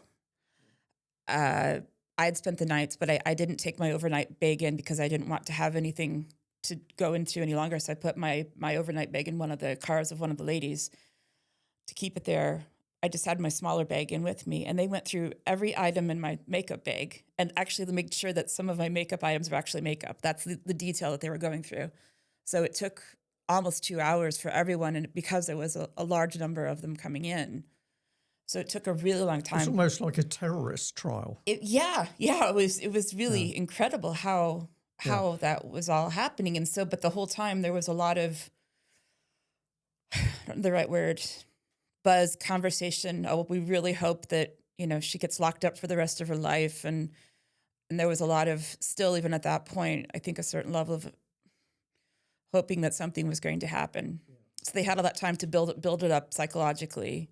They go, I can't wait to hear her get thrown in the down. Yeah. Even that. And their sorry, Diane. And their point is that as a 77-year-old lady, so she is, quite elderly, but she's just going to be at home. So what's changed in her life? Yeah, exactly. And then they are, all of the ladies that we've spoken to, outraged at the fact that she was ordered to pay the main victims £1,000 each, which the women regard as an insult. Absolutely. Because the suffering that they've endured has lasted a lifetime. Absolutely. 30, 40, 60 plus years for some of them. Yeah, yeah, and the other thing was she can't work with children any longer. Well, she's been retired for a long time, so saying that she's no longer allowed to work with children is also just kind of makes absolutely no sense to me. Why would that even have been included when she's been retired for several years? So that all just felt like a bit of show, in my opinion. Just when I heard it, like, why is this even coming up? So this is interesting, Diane, because you've just used the word show, Yeah. and what came into my mind immediately was show trial. Yeah, This was a show trial. it was. They had to have a trial because there were too many women had come forward. It was impossible to suppress all of the evidence that the women brought to the police. Yeah. So they had to have the trial. But to my mind, it was a show trial because what they did is absolutely refuse to acknowledge the scale of the abuse that must have taken place, involving not hundreds, but thousands of little girls. Right. And then they stripped away all the allegations of serious sexual abuse, Right. Right. which the women themselves were clearly bringing evidence for. And then you run a show trial where you are able to, inverted commas, show justice being done for some cruel and unnatural treatment of small children where the accused doesn't even go to prison. Job done. Yeah, yeah, absolutely. And the mainstream sources all were using this word evil to describe the Patricia Robertson Baxter, evil woman. Well, no, there was a lot of evil around the whole thing, but it was around the entire system. It wasn't just the one woman. So it also takes away from, I guess, the responsibility that the head teacher had. So Pearl Fletcher was the most recent one. One of the ladies we spoke to this morning who was there earlier on, she remembers Nellie Bremner. And Nellie Bremner was one of the first head teachers so the head teachers were the ones, let's imagine that they were the ones interfacing with whoever was running this back down in Glasgow. So of course they've passed away. Fletcher passed away, I think about 4 years ago. I think it was 2021. Bremner was older, so she's been gone longer. But there's no mention of those people because, again, Robertson was just one of the teachers, but there were several people involved. There was also a caretaker, a gardener, a man who was around, and some of them have memories of him, and he's again passed away. But what was his role as well? Obviously the teachers were female teachers, but he was there as the caretaker of the building, who lived nearby. I feel like if they were going to do an actual investigation, because I've been up to the site before, there's a farm nearby, Middleton Farm, and it looks like it's been a family farm that's been around for a long time. They could talk to some of the farmers in that area. They could talk to the people that live in the nearby village because apparently some of the teachers did attend a church nearby in the village, Church of Scotland, because this was set up for Protestant girls. So they would have been Protestant teachers attending the local Church of Scotland parish church. If they really wanted to do an investigation, they could still talk to some people that, even though the school closed in 1991, there's still going to be plenty of people alive that would have been there in the vicinity that they could talk to if they really wanted to get more perspective on just what happened. I think relying on any sort of official records, despite all the work I did in the archives, it only tells part of the story. It tells the official story that they wanted to have recorded. But again, even some of those official records told us a lot more than what's coming out in the mainstream press. Yes. Which we're going to put out in a written report in the future, but that I know the two of us are working on. But the thing about some of the factual evidence that was in some of the official documentation, I had to work very hard with the archivist in the Mitchell Library, Glasgow City Archives.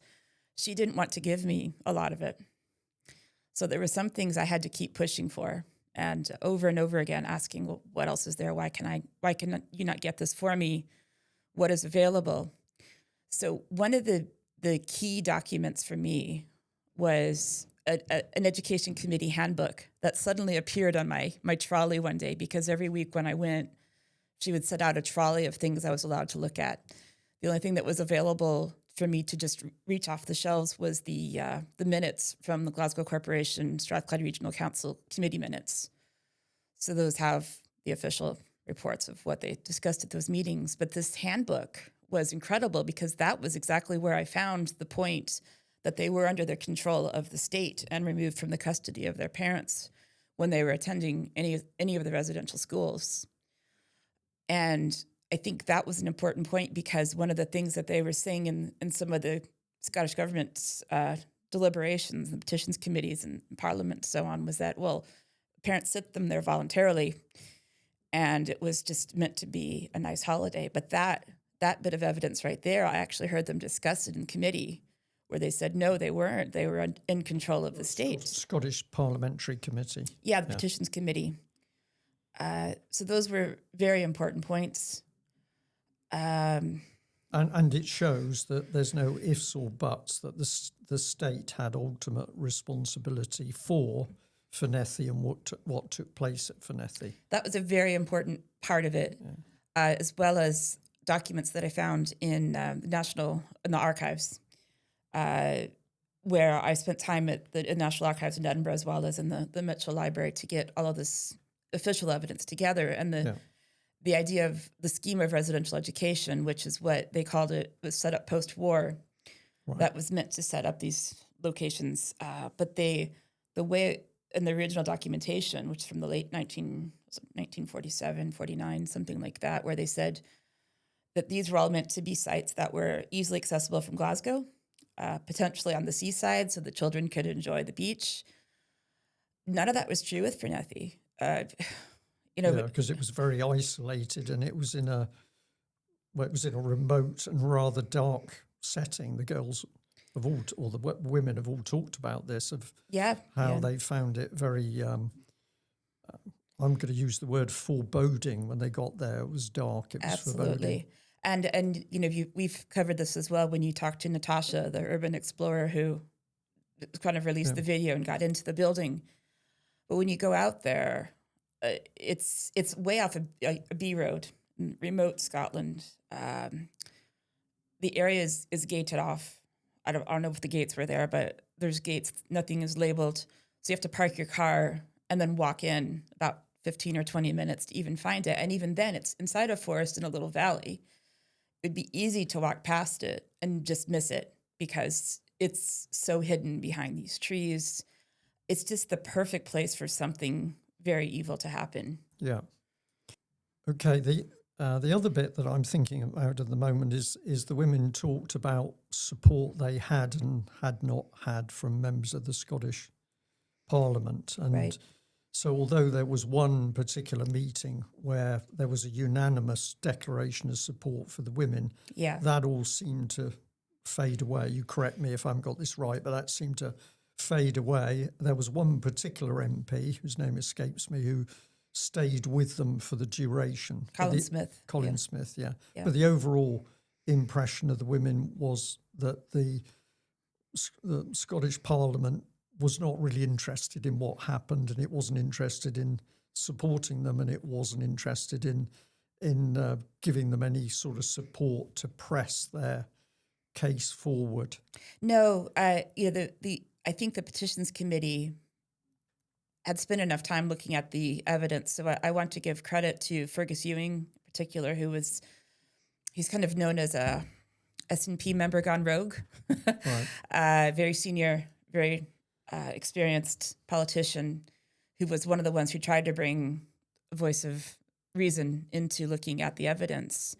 There was also Alex Cole-Hamilton, who I got to know a bit because when I was still living in Edinburgh, he was actually my local MSP. So I went down to meet with him in person, and that was very effective because he and Alex Cole-Hamilton and Colin Smith had been to Fornethy on a visit with some of the survivors previously. So they were aware of it, but just keeping it in their heads was, I think, a really important piece. So both of them, Colin and Alex needed constant reminders, I think, to not forget that this was happening. And so once they got the evidence, including the evidence that I submitted and that some of the solicitors submitted, the women and their statements, all these different pieces of evidence, if the committee actually read all of this and said there's absolutely no way that we can deny that this needs to be dealt with, Yeah. there was really no way around it. And I felt like they were actually questioning the criteria that had been set up by Redress Scotland, for example, for the redress scheme. And this is what... And that's for people that don't know, that's a compensation, a financial compensation scheme for survivors of abuse that's already set up in Scotland. Yeah, so that has been going on for a few years. It's cost, just like any inquiry, it's cost several million, billion, whatever pounds just to do that. It's mostly the legal fees that the Scottish government have had to pay. So you can get a couple of options. You can either get kind of a single fixed one-off payment of 10,000 if you don't have evidence, or you can apply for up to 100,000, depending on, and then they'll sort of, it's very Quite backwards. cold. It's quite a cold system. Yeah. Yeah. You have to sort of say, well, I had this type of abuse and this is when it happened and this type of, so basically there's like almost a formula for, okay, if you had sexual and emotional and physical, then you Get more money. Right.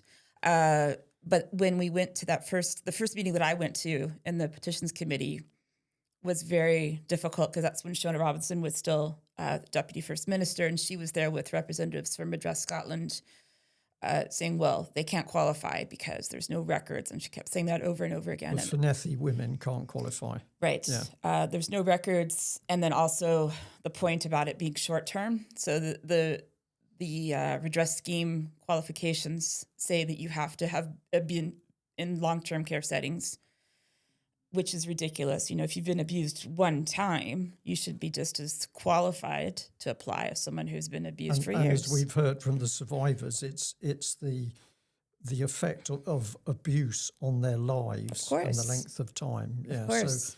So you're abused badly, short time. The Scottish government, oh well, then you haven't suffered very much. Yeah, not Although enough. That could affect your whole life, your whole education, your whole life from child into adulthood is compromised or destroyed for some of these women. Some of them are no longer with us. And you know, I'm happy to go on the record in a bit of a personal note. I'm happy to share this, that I survived rape when I was 19. And I attempted to take it to trial and thought I was going to be the strong woman and push it through. But actually, it turned out that I would have been allowed to do it. But basically, they said, well, it's your word against his. Because they could have said, well, you know, were you dating him? Did you? Was it rape? Was it not? Well, then you get into your word versus his. And then how do you prove that? And so I dropped the charges. Right. But that has also affected my whole life as well. And that was just one night. Right. So if you're saying, well, 6 weeks of abuse wasn't long enough, but I just know what one night has done to my entire life for the past 30 years. Yeah. So how can we say that this is not enough abuse to be qualified? It's a very cold statement. Yeah. Another recollection of the women's comments were that overall they came out feeling that justice had not been done. They also commented on really the almost total, well, there was some reporting, but the reporting by the mainstream press and media north of the border and in England has been very, very small. Yeah. Measured against the size of this abuse case. It is, yeah. Yeah, and so the women were very disappointed about that. Right, yeah. And I was paying very close attention to all of the different mainstream sources in the days immediately following the sentencing. And I collected as many as I could. The same thing was repeated throughout the country. So if you see like the Plymouth Live, the Devon Live, the Glasgow Live, it's all sort of the same company. same story over and over again, evil woman. So vilifying this one particular woman, which... As if there were no other staff and nothing else happened. Yeah, one evil woman force feeding some children. Oh, that's, so that actually takes away from the larger system of abuse. But it was the same story all over the country. There was no in-depth reporting particularly by the BBC. Oh yeah. Yeah. The BBC's was terrible. When I was there were several, as the Daily Record was there on the sentencing day. In the court. Yeah. I was sitting next to them because I have you could call them lanyard, and so I told them I was press, and I sat next to the BBC and the Daily Record, and we were all sitting in the press section, and you could see when the sentencing was announced, the actual sentencing, you could even see shock in their faces because I was watching them as well. It didn't come out in the reporting that they did, but you could see on a human level that those reporters as well were still affected. At the leniency of the sentence. Yes. Now it didn't necessarily come out when the stories were released to the public. Yeah. But you could see that they were on a human level just as affected as the rest of us. The women were talking about the potential for a review of that sentence on the basis that it was too lenient. They're not sure whether there is going to be a review. There's an intimation that a review process is being considered, but clearly for the women, they want that review to happen because they're desperate to see a proper sentence being imposed. Right. Yeah, that's been announced. We'll see what happens. But it seems as though it's going to be a review of themselves, right? So there was quite a bit of public outrage because when I was collecting these stories, in addition to the report I did for us on the news, I was sharing all the mainstream stories on my social media account. So everyone that was following what I was posting, everyone was commenting on what a ridiculous, insulting outrage this was based on the sentencing, including a lot of our audience members who have been following the case along with us. So maybe if there was any sort of public outrage in response to not just people that I follow or follow me, but anyone who saw this, who would have been commenting on the BBC's Facebook posts or wherever they found this, that maybe they saw enough to say, well, at least we need to at least say we're going to do something because, getting the word out there is so important. But I think it's right to say that once again, there doesn't seem to be any real urgency there's no, what's the word? There's no oomph, drive behind what they're doing. It's going through the motions to try and do the right thing to keep as many people happy as possible. That's how I see it. And I'm just hoping it's not going to give the women a false sense of hope. Yeah. I have to say that after the guilty charges came out and based on conversations that you and I had as well, that I was afraid that they were understandably excited, but that maybe not understanding what could have come after that. Yeah. And probably to end, the women made some comments on how they see themselves at the moment and what they want to do into the new year. Yeah. This is a positive part of the story because these women have come together.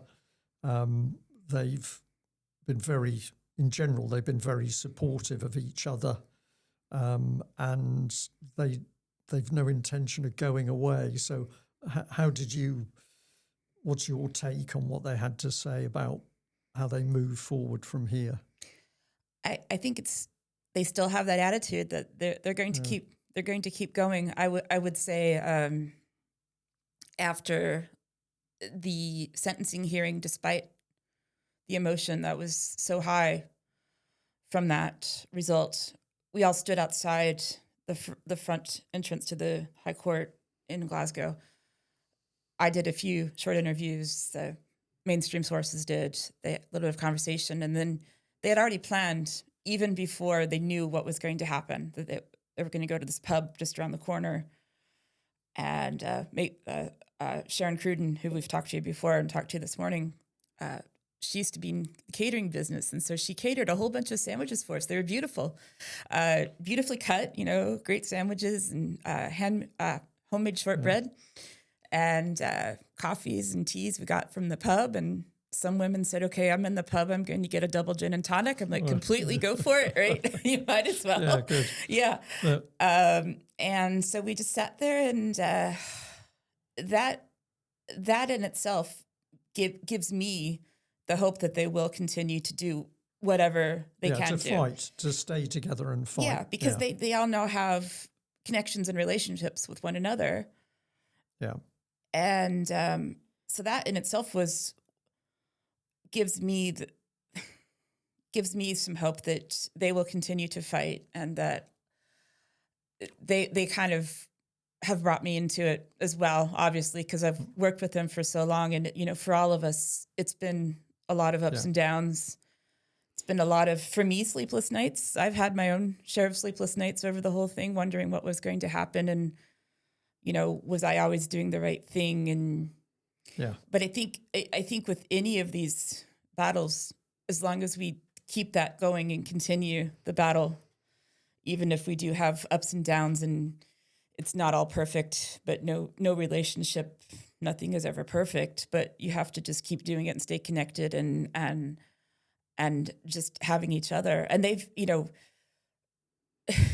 it's been a great personal experience for me as well, because they've also said to me, well, you're a survivor as well. They said, you didn't go to Fornethy, but we know that you're a survivor of sexual abuse. And so we want you to know that we are here for you as well. Yeah, which is lovely. It really is. Yeah. And so that's what we need, is this sense of human connection. But none of this would have happened if they didn't have each other. Yeah. And they are still chasing justice.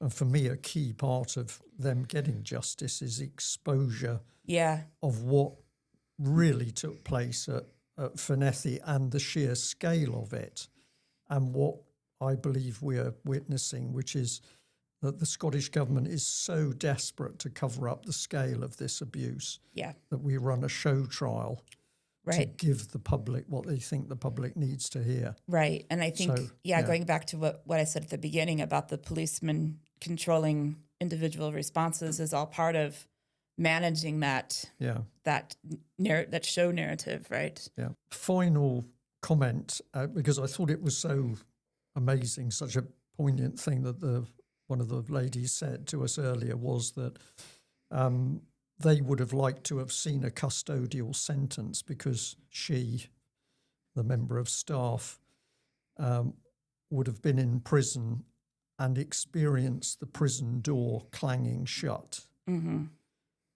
in a way that for the girls, when the front door of Fornethy House closed, they were locked into this world of fear and hurt. Yeah. And I thought, my goodness, what an amazing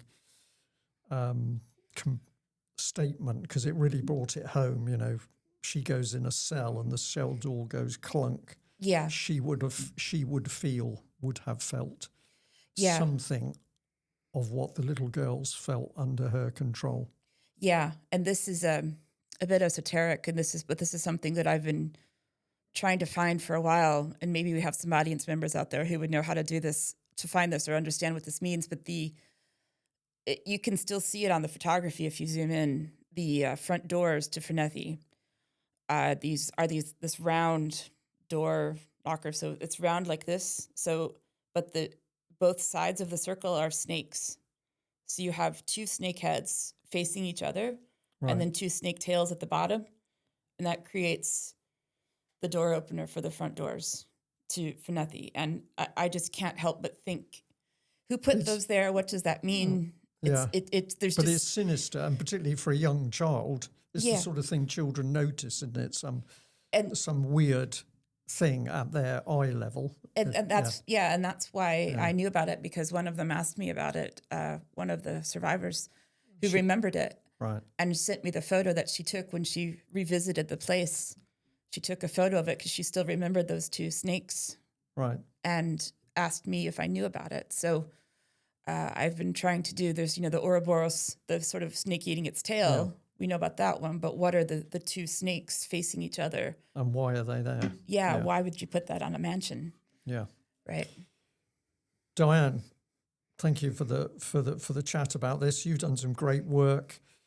The women are relaxing for Christmas and Hogmanay, and the overwhelming statement was they will be back in 2026 fighting. And the really lovely thing is they said that they were grateful of the support the UK column had given them, and we've pledged to keep going. Absolutely. Yeah, so we'll make that our pledge for 2026. Absolutely. Great. Thank you, Brian. Yeah, brilliant. Thank you.